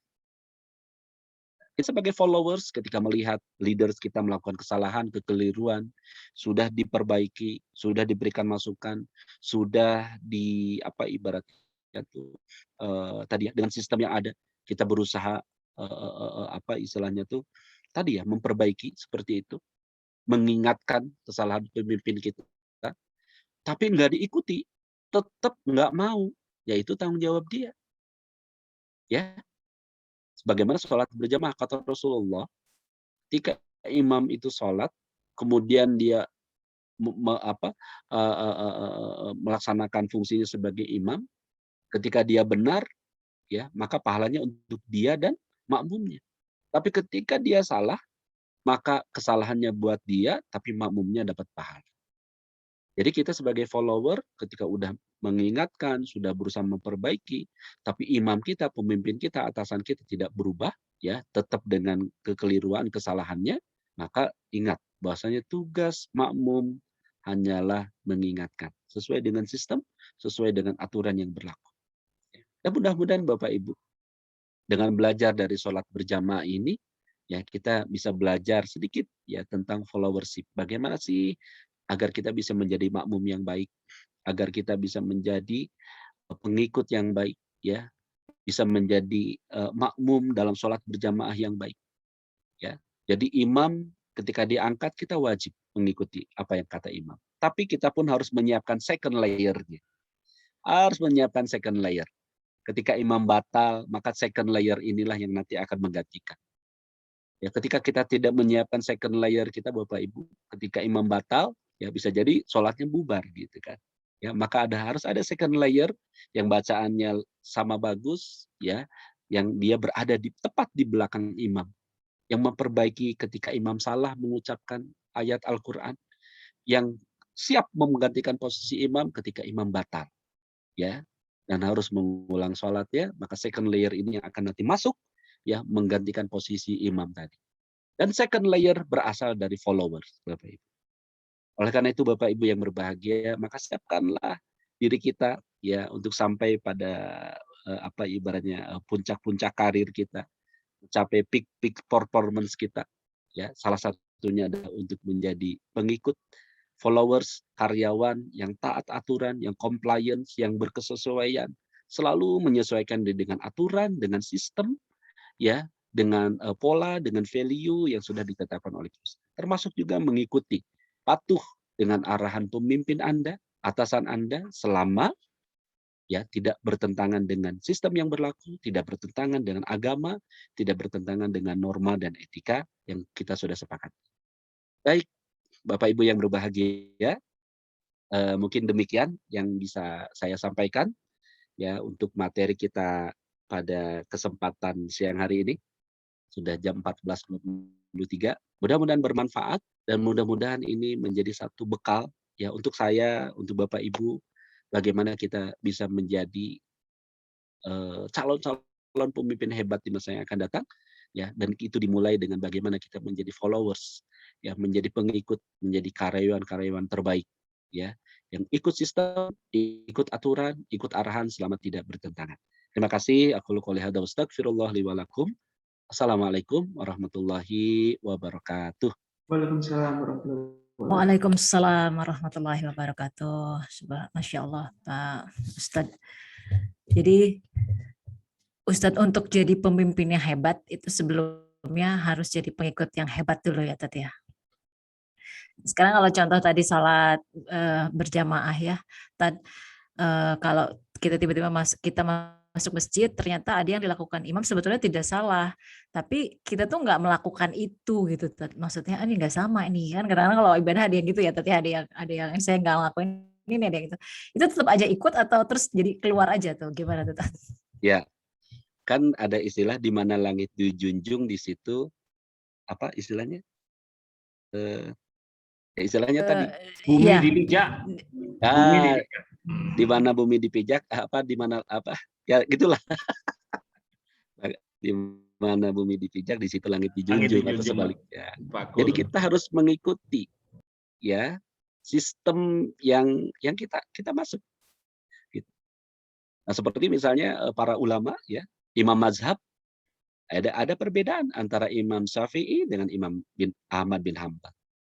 Ya, masing-masing punya prinsip yang berbeda. Misalnya dalam urusan fikih ya. Oh, ternyata Imam Syafi'i ketika sholat subuhnya membacakan doa qunut. Imam Ahmad tidak. Tapi yang dilakukan oleh Imam Ahmad ketika berimam kepada Imam Syafi'i ikut qunut. Ya. Sebagai bentuk tadi menyesuaikan diri dengan sistem dan mengikuti imam. Ya, mengikuti imam selama ya yang diikutinya adalah ibaratnya hal-hal yang tidak bertentangan. Tapi ketika kita masuk ke dalam istilahnya ada hal-hal yang memang secara rukun sholatnya, syarat sholatnya salah, nah kita harus tegur. Karena ketika syarat rukunnya tidak terpenuhi, sholat kitanya bisa batal seperti itu. Misalnya imamnya nggak baca Al-Fatihah, gitu. Padahal itu rukun sholat. Lah kita ini kalau rukun sholatnya nggak dibaca, sholatnya nggak sah. Nah, maka kita boleh misalnya, oh saya nggak mau ikut karena ini salah, maka sholat saya batal. Tapi kalau urusan-urusannya sifatnya fikih, yang itu masing-masing punya dasar ibaratnya pengambilan hukumnya, maka kita bertasamuh, artinya berlapang dada untuk mengikuti, ibaratnya itu memberikan kelapangan jiwa kita untuk mengikuti apa yang sudah berlaku di sana. Selama tidak bertentangan. Mungkin gitu ya, Bu Vina ya. Ya. Baik, terima kasih Tat. Ini kita ke tanya jawab ya, Tat ya, sudah ada pertanyaan yang masuk di saya ini.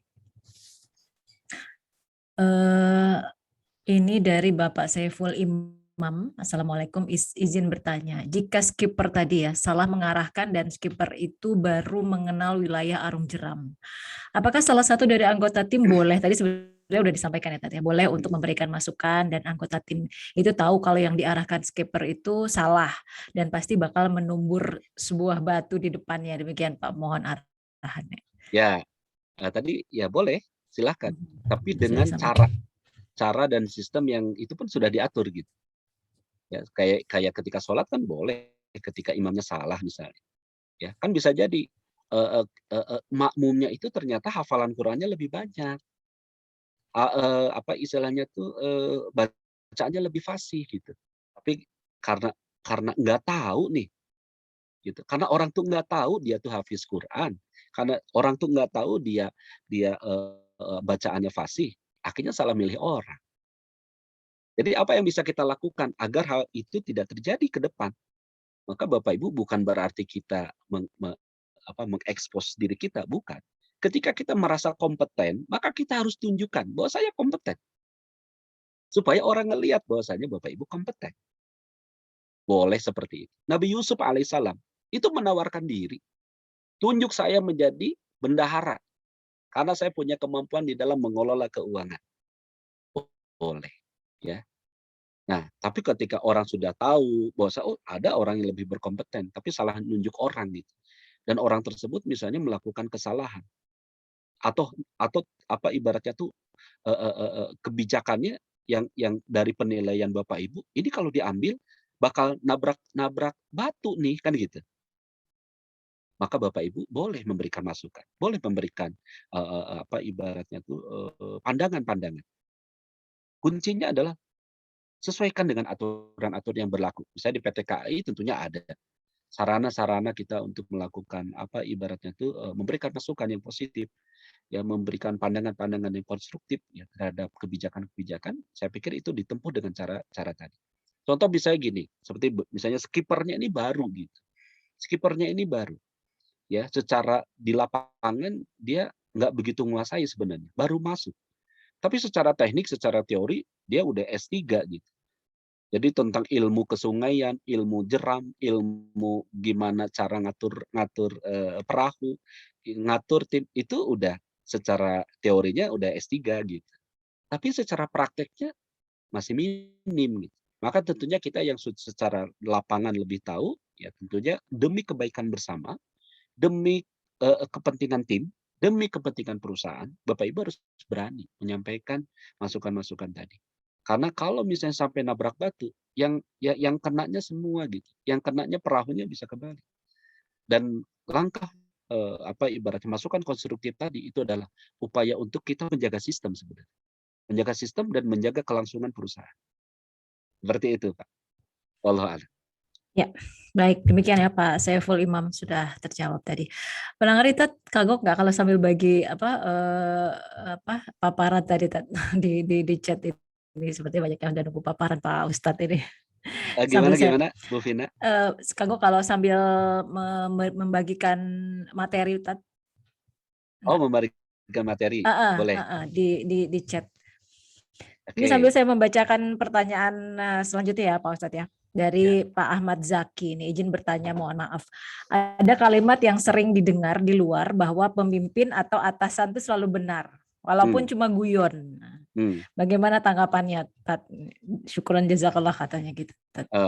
Ternyata tidak hanya istri saja yang benar ya, pemimpin itu benar ya. Tidak hanya wanita saja yang benar. Ya, nah tentunya kan apa istilahnya? Ya mungkin istilahnya bisa benar, bisa tidak benar juga seperti itu. Sebenarnya disinilah pentingnya sistem, gitu. Pentingnya sistem, pentingnya apa tadi ya? Semua orang paham sistem karena rujukannya ke sistem gitu. Ya, sebagaimana misalnya di dalam agama kita Rasulullah mengatakan, ya aku tinggalkan 2 perkara yang kalian tidak akan pernah sesat selama berpegang teguh kepada 2 perkara tadi, Al-Qur'an dan Sunnah. Ya. Fa in tanazza'tum fi syai'in farudduhu ilallahi wa rasulih. Kata Allah, sekiranya kalian berselisih, berbeda pandangan, maka kembalikan kepada Allah dan Rasulnya, kepada Al-Qur'an dan Sunnah. Jadi ketika kita sudah punya rujukan, punya sistem, ya, maka baik benarnya itu dilihat dari sistem tadi. Gitu. Apakah atasan kita selalu baik, selalu benar? Ya kembalikannya ukurannya ke sistem. Gitu. Atau kalau kata sistem ya memang benar, tidak bertentangan, tidak ada yang dilanggar, maka mau nggak mau ya kita harus benar-benar mengakui bahwasanya memang atasan kita, pemimpin kita memang benar.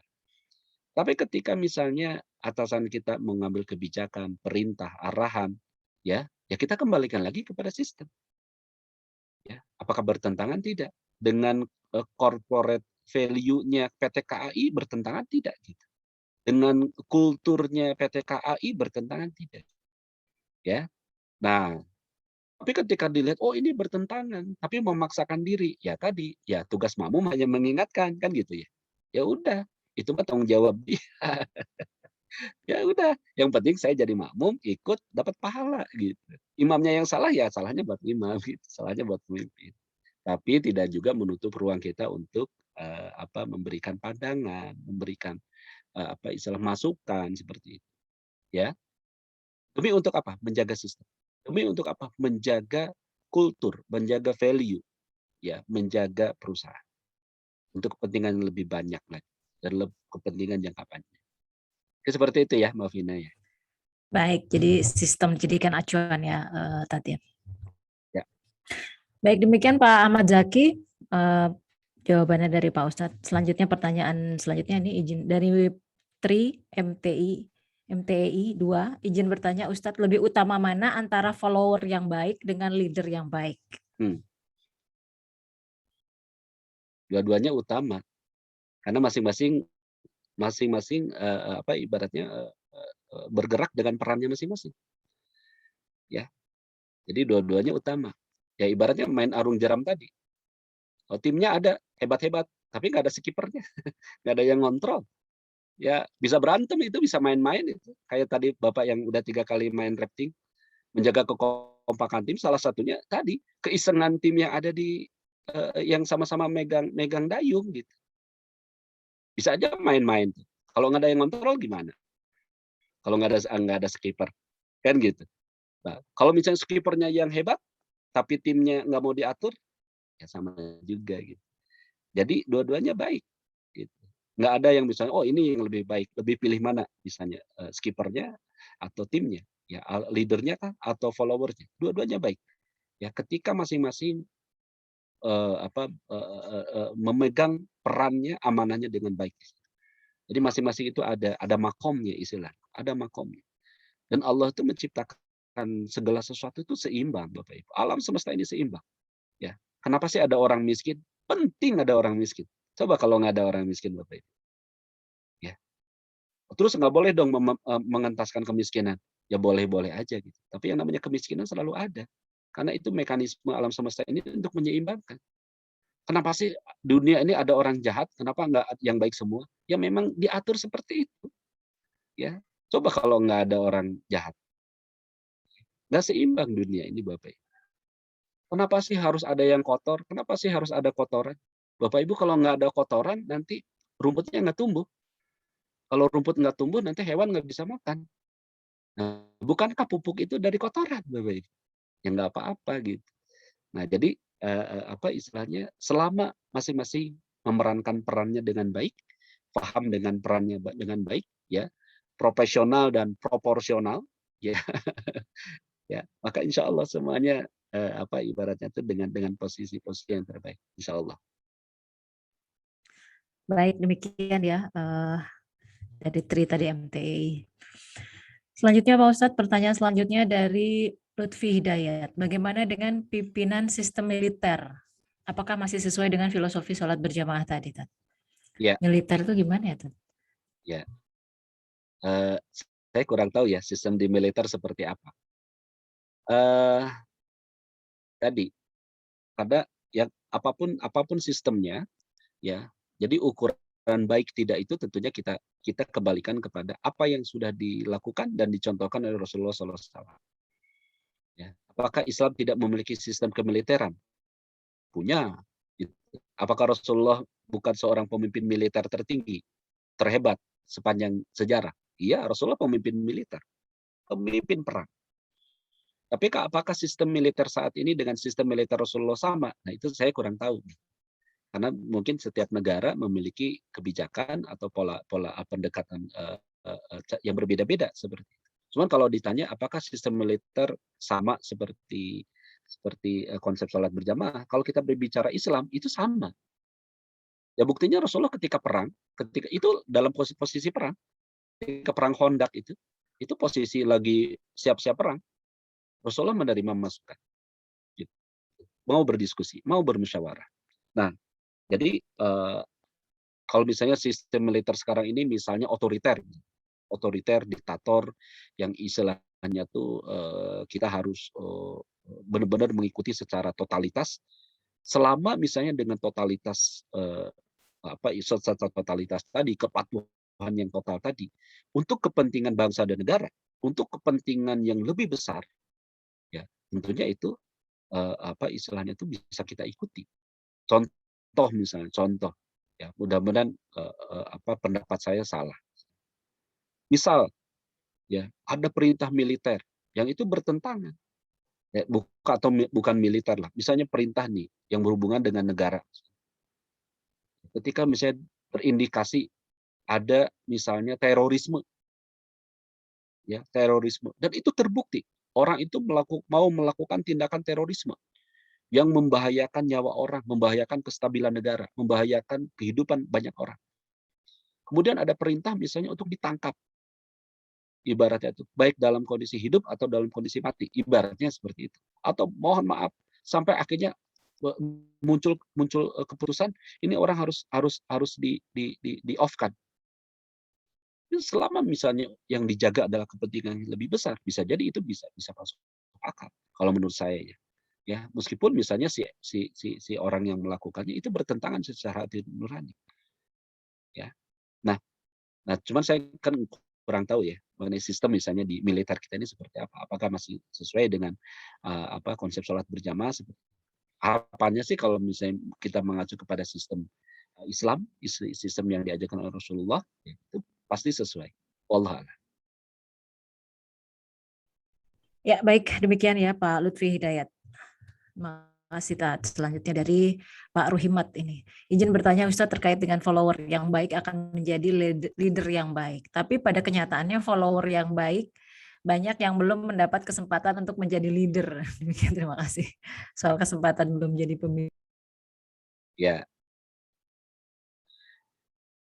Nah, tentunya lagi lihat kepada mekanismenya. Mekanisme yang sudah diatur gitu, oleh perusahaan misalnya, oleh sebuah organisasi mengenai misalnya career development program misalnya. Kan ada, setiap perusahaan pasti ada ya. Nah, career development program. Ya, bagaimana setiap orang itu bisa menapaki jenjang-jenjang karir itu ya dengan jelas gitu. Misalnya hari ini saya posisi di mana nih, di supervisor misalnya. Gimana sih caranya saya supaya bisa jadi manajer? Biasanya setiap perusahaan itu ada jenjang bagaimana bisa mencapai jenjang karir itu. Nah, menurut saya selama sistemnya sudah dibuat ya disepakati mengenai career development program, saya pikir setiap perusahaan akan memberikan penilaian secara objektif ya bagi setiap orang dengan potensi-potensi yang bagus ya, follower yang bagus untuk akhirnya dia bisa naik ke jenjang-jenjang yang berikutnya. Terlepas misalnya ada subjektivitas misalnya dan lain sebagainya, nah tentunya kita tidak berbicara di situ ya. Jadi selama misalnya dari perusahaan sudah menyiapkan ya career development programnya, Anda tinggal ikuti saja ya. Anda tinggal ikuti saja programnya ya, kemudian jenjang-jenjangnya tadi ya. Sampai pada akhirnya ya tadi sesuai dengan sistem kita mengikuti. Terlepas dari misalnya ada kebijakan-kebijakan yang ibaratnya sifatnya subjektif ya, seperti itu. Wallah a'lam. Ya baik, pastinya objektif ya ada kalau sistemnya sudah ada, masalah ada faktor X nanti di luar itu ya Tat. Betul. Baik, ini pertanyaannya sudah selesai Tat. Ini ada pertanyaan satu dari saya, mungkin tidak ada hubungannya sedikit terkait pandemi ini Tat, yang saya masih bingung ini Tat. Ya. Menurut Ustadz, sebetulnya pandemi ini azab atau justru berkah, Tat? Ya. Karena kan banyak bermunculan orang baik, Tat. Jadi saya juga jadi ngajinya jadi banyak, tahajudnya jadi tiap hari gitu ya. Masya Allah, gimana? Jadi sebenarnya azab atau justru berkah, Tat, kalau kayak gini nih pandemi ini, Tat? Ya, tergantung sudut pandangnya. Ya, sudut pandang kita, ya istilahnya.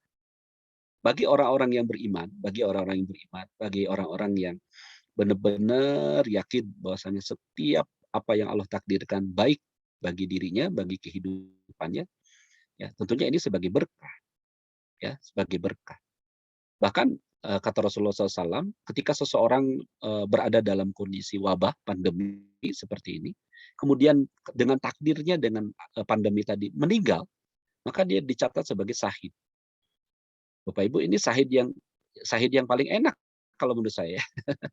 Syahid yang paling enak gitu, dicatat sebagai orang syahid ya ketika kena pandemi. Ya.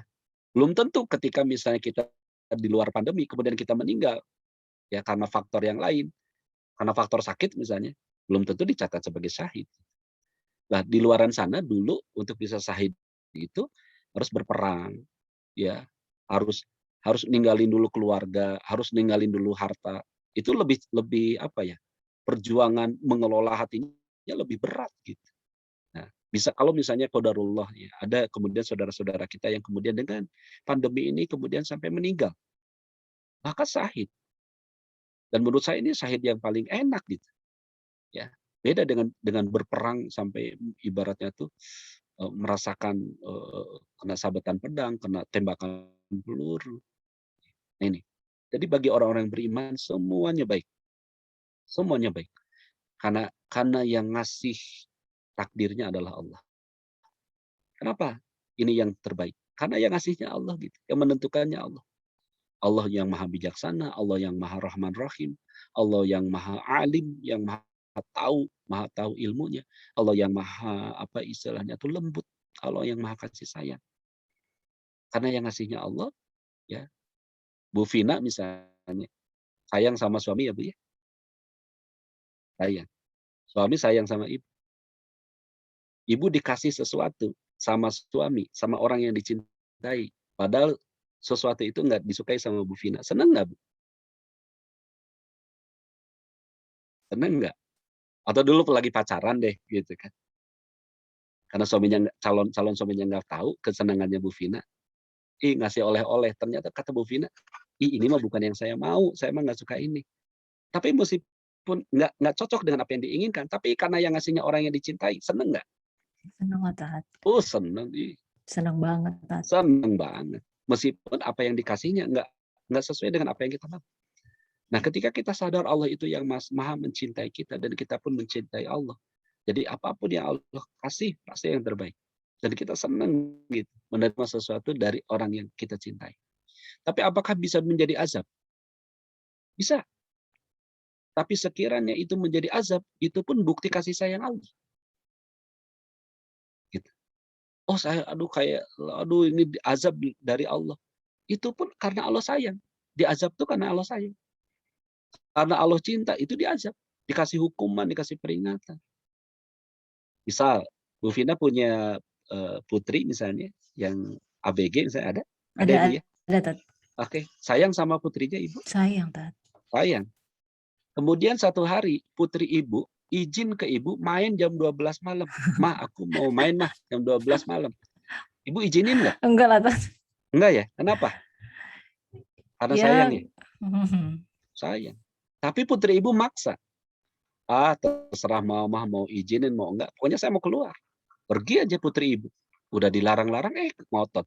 Pergi jam 12 malam. Kemudian pulang subuh. Diantar sama anak laki-laki. Pas dibuka di luar. Ya Allah. Ini kayaknya bukan anak laki-laki baik-baik gitu. Ketika putri Ibu masuk. Ibu marah nggak? Marah besar, Tat. Marah besar. Kira-kira kalau Ibu menghukum putri Ibu. Wajar nggak? Wajar. Wajar. Sekarang saya tanya, Ibu menghukum karena benci atau karena sayang? Sayang, Tat. Sayang. Ya. Balik lagi, Tat ya. Oh, ya. Gitu, Tat. Iya, ya. Sayangnya ibu ke anak itu tidak jauh lebih besar dari sayangnya Allah ke makhluk. Iya. Meskipun ini berupa azab, itu pun bentuk kasih sayang Allah. Diingetin untuk kita kembali lagi ke Allah. Allah. Ya. Betul, Tat. Jadi kalau saya berpikirnya, semua makhluk Allah itu berzikir. Saya berzikir, COVID juga tentara Allah berzikir juga. Sesama berzikir CS, Tat. Gitu. Betul. Gitu, Tat. Saya pernah positif, Bu. Saya pernah positif. Oh iya, Tat. Ya, saya pernah positif. Jadi November 2018. Gitu. Ya, diterima gitu. Karena memang ya nggak kita ini bukan pilihan saya gitu. Kena COVID itu bukan pilihan saya, tapi ini pilihan Allah. Ya, kalau pilihan saya baik, maka pilihan Allah yang terbaik. Nah, ketika saya udah nerima kayak gitu, enak aja. Saya menjalani isoman ya 14 hari isoman. Tapi alhamdulillah, cuma demam 4 hari, setelah itu normal semuanya. Nggak ada gejala yang lain kecuali demam ya sama lemes. Karena saya udah nerima kok, udah nerima. Ini pilihan Allah yang terbaik, nggak apa-apa. Ya, dan COVID itu kan makhluk Allah. Apa yang Allah akan lakukan kepada tubuh saya, ya terserah Allah. Ini kan tubuhnya punya Allah, bukan tubuh saya. Ya, ya. Malah jadi LC ya, Tat ya? LC lulusan COVID. Baik, ini sudah ada 2 pertanyaan lagi, Tat, tapi kita waktunya udah lebih nih, Tat. Saya nggak bisa melebihi nih, Tat. Mohon maaf, barangkali ada bapak ibu yang pertanyaannya hari ini belum bisa diakomodir. Sekarang, Tat, menurut bisa apa kira-kira yang paling jelek ini yang sebagai closing statement dari paparan tadi, Tat? Ya. Ya sebenarnya urusan kepatuhan ini adalah sesuatu yang sebenarnya puncak state terasa seorang manusia. Yang diminta oleh Allah kan kita cuman itu, taat sama Allah, taat sama Allah, ikuti aturan Allah Subhanahu Wa Taala. Jadi kenapa orang akhirnya mengalami kendala dalam hidup? Kenapa orang akhirnya masuk ke dalam ujian-ujian hidup? Problemnya cuma satu, karena nggak patuh, karena nggak taat, karena nggak sesuai aturan. Nah, kehidupan pun sama seperti itu, Bapak Ibu.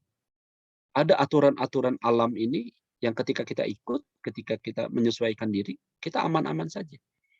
Tapi ketika kita sudah mulai tidak patuh, ketika kita sudah tidak berkesesuaian dengan sistem yang sudah dibangun, siap-siap.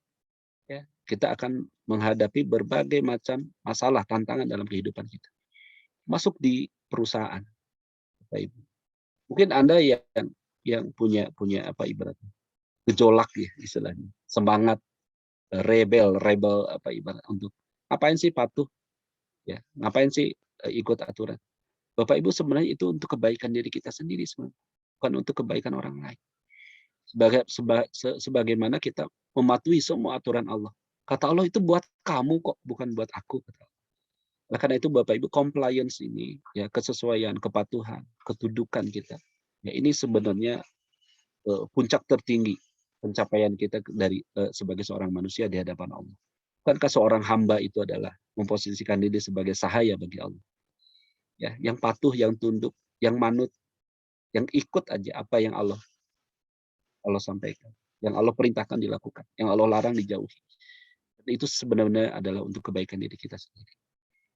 Mudah-mudahan Bapak Ibu, apa yang kita pelajari sama-sama pelajari hari ini ya semakin menguatkan ya sistem yang ada di PT KAI, ketika semua elemen, semua sivitas di PT KAI ini benar kompak, benar-benar satu apa ibaratnya itu satu gerak ya, benar-benar manut hanya kepada sistem, kepada aturan yang sudah dibuat, dan tentunya para pemimpin di perusahaan ya sudah membuat kebijakan-kebijakan, arahan-arahan, aturan-aturan, sistem itu untuk melindungi kita semua, untuk mengatur agar kepentingan kita yang lebih besar, jangka panjang itu tetap terjaga. Itu saja mungkin Bu Vina, rekan-rekan semua, Bapak Ibu, ya yang bisa saya sampaikan. Mohon maaf jika ada hal-hal yang kurang. Baik, terima kasih Tat. Kita dapat doa juga dari Arya 7 Madiun, Bapak Setiawan, ya Allah semoga yang mengikuti webinar ini diberi kesehatan yang luar biasa, amin ya rabbal alamin, amin amin amin katanya di bawah. Terima kasih. Baik Tat, sebelum saya menutup majelis webinar ini, yang mana protokol bumi insya Allah kita selalu lakukan, mohon Tat dapat memimpin kita semua melakukan protokol langit, memimpin doa bagi keselamatan dan keberkahan, mohon ridha Allah Subhanahu Wa Taala. Baik, Tat, silakan. Baik, Bapak Ibu, sama-sama kita berdoa, menundukkan hati, menundukkan diri kita di hadapan Allah Subhanahu Wa Taala, mengakui bahwasannya kita lemah, mengakui bahwasannya kita fakir, mengakui bahwasannya kita jahil di hadapan Allah Subhanahu Wa Taala. Tiada daya dan upaya, tiada daya dan kekuatan selain atas pertolongan Allah Subhanahu wa taala. Kita sama-sama beristighfar kepada Allah Subhanahu wa taala. Astaghfirullahaladzim. Astaghfirullahaladzim. Astaghfirullahaladzim. Wa atubu ilaih. Alhamdulillah ya Allah. Alhamdulillah ya Rahman. Alhamdulillah ya Rabbal Alamin.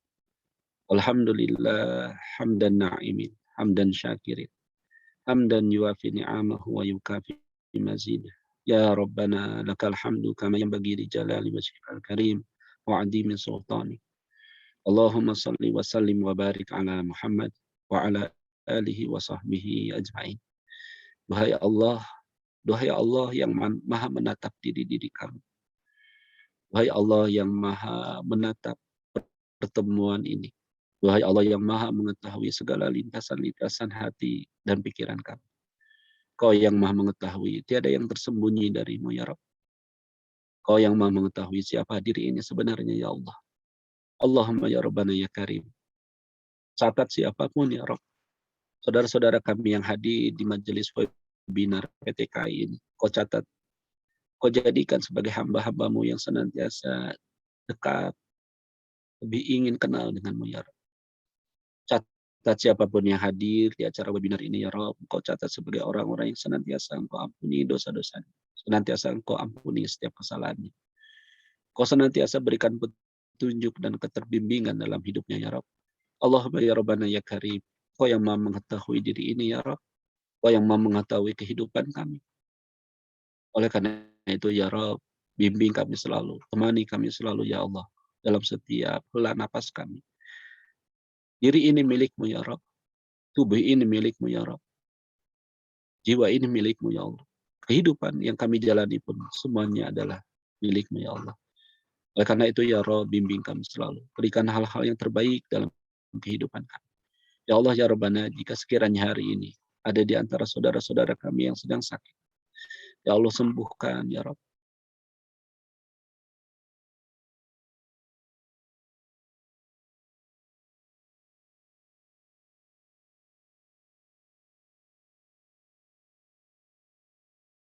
Terhadap kehidupan virus ini, bagaimana pergerakannya, semuanya berada dalam kontrolmu ya Allah. Kami serahkan sepenuhnya kepadamu. Kami hanya bisa bertawakal dan menyempurnakan ikhtiar-ikhtiar kami. Dan selebihnya kami serahkan kepada kekuasaan dan kehendak darimu ya Rabbana ya Karim. Allahumma ya Allah, solehkan putra-putri kami, solehkan pasangan-pasangan hidup kami. Berikan kami pekerjaan yang Kau ridhoi. Berikan kami harta, rezeki yang halal dan berkah. Berikan kami keberkahan dalam setiap urusan-urusan kehidupan kami. Rabbana zalamna anfusana wa illam taghfir lana wa tarhamna lanakunanna minal khasirin. Rabbana la tuzigh qulubana ba'da idh hadaitana wa hab lana min ladunka rahmah innaka antal wahhab. Rabbana hab lana min azwajina wa dhurriyyatina qurrata a'yun waj'alna lil muttaqina imama. Rabbana atina min ladunka rahmah wa hayyi lana min amrina rasyada. Allahumma rabbana atina fid dunya hasanah wa fil akhirati hasanah wa qina adzabannar. Wa qina adzabannar wa qina adzabannar. Walhamdulillahirabbil alamin. Wa sallallahu ala nabiyyina Muhammad wa ala alihi wa sahbihi ajma'in. Amin ya rabbal alamin. Ya. Amin, amin, amin. Allahumma amin. Amin ya rabbal alamin. Alhamdulillah ala kulli hal. Sambil saya tutup barangkali bisa di-share materinya Ustadz. Host nanti mohon jangan ditutup dulu ya sampai kita nunggu Pak Ustadz. Atau gimana Tat? Atau nanti saya kirim ke ini ya. Ke Pak Fadli ya? Bukan. Pak Cahyo. Pak Cahyo. Oh ya, baik. Saya share PDF-nya ke Pak Cahyo ya. Iya, baik. Karena saya agak kesulitan share ininya PDF-nya di sini. Iya, baik. Terima kasih ya Bapak Ibu, nanti di-share oleh Pak Ustadz ke Pak Cahyo nanti. Baik, sambil saya tutup, akan saya tutup, dan Bapak dan Ibu yang kami hormati, dengan demikian berakhir sudah webinar Spiritual Week pada hari ini. Luar biasa Bapak dan Ibu, terima kasih Pak Ustadz Isa Sadra, sehat selalu dan sukses untuk Pak Ustadz, kita saling mendoakan ya Tat. Juga terima kasih kepada PMT, juga Ketua DKM dan tim, juga kepada seluruh peserta webinar, semua pihak yang mendukung kegiatan ini. Aduh, saya senang banget banyak didoakan ini di kolom chat Ustaz. Amin, amin, amin. Masyaallah, amin, amin. Iya, dan juga sekali lagi terima kasih kepada seluruh peserta webinar dan semua pihak yang mendukung kegiatan pada hari ini. Mudah-mudahan Allah meridhoi kegiatan kita hari ini. Saya Vina Amin. Rufiana pamit undur diri, tetap sehat, tetap semangat, patuhi protokol kesehatan, jangan lupa berdoa. Subhanakallahumma wa bihamdika asyhadu alla ilaha illa anta astaghfiruka wa atubu ilaik. Alhamdulillahirabbil alamin. Wassalamualaikum warahmatullahi wabarakatuh. Waalaikumsalam.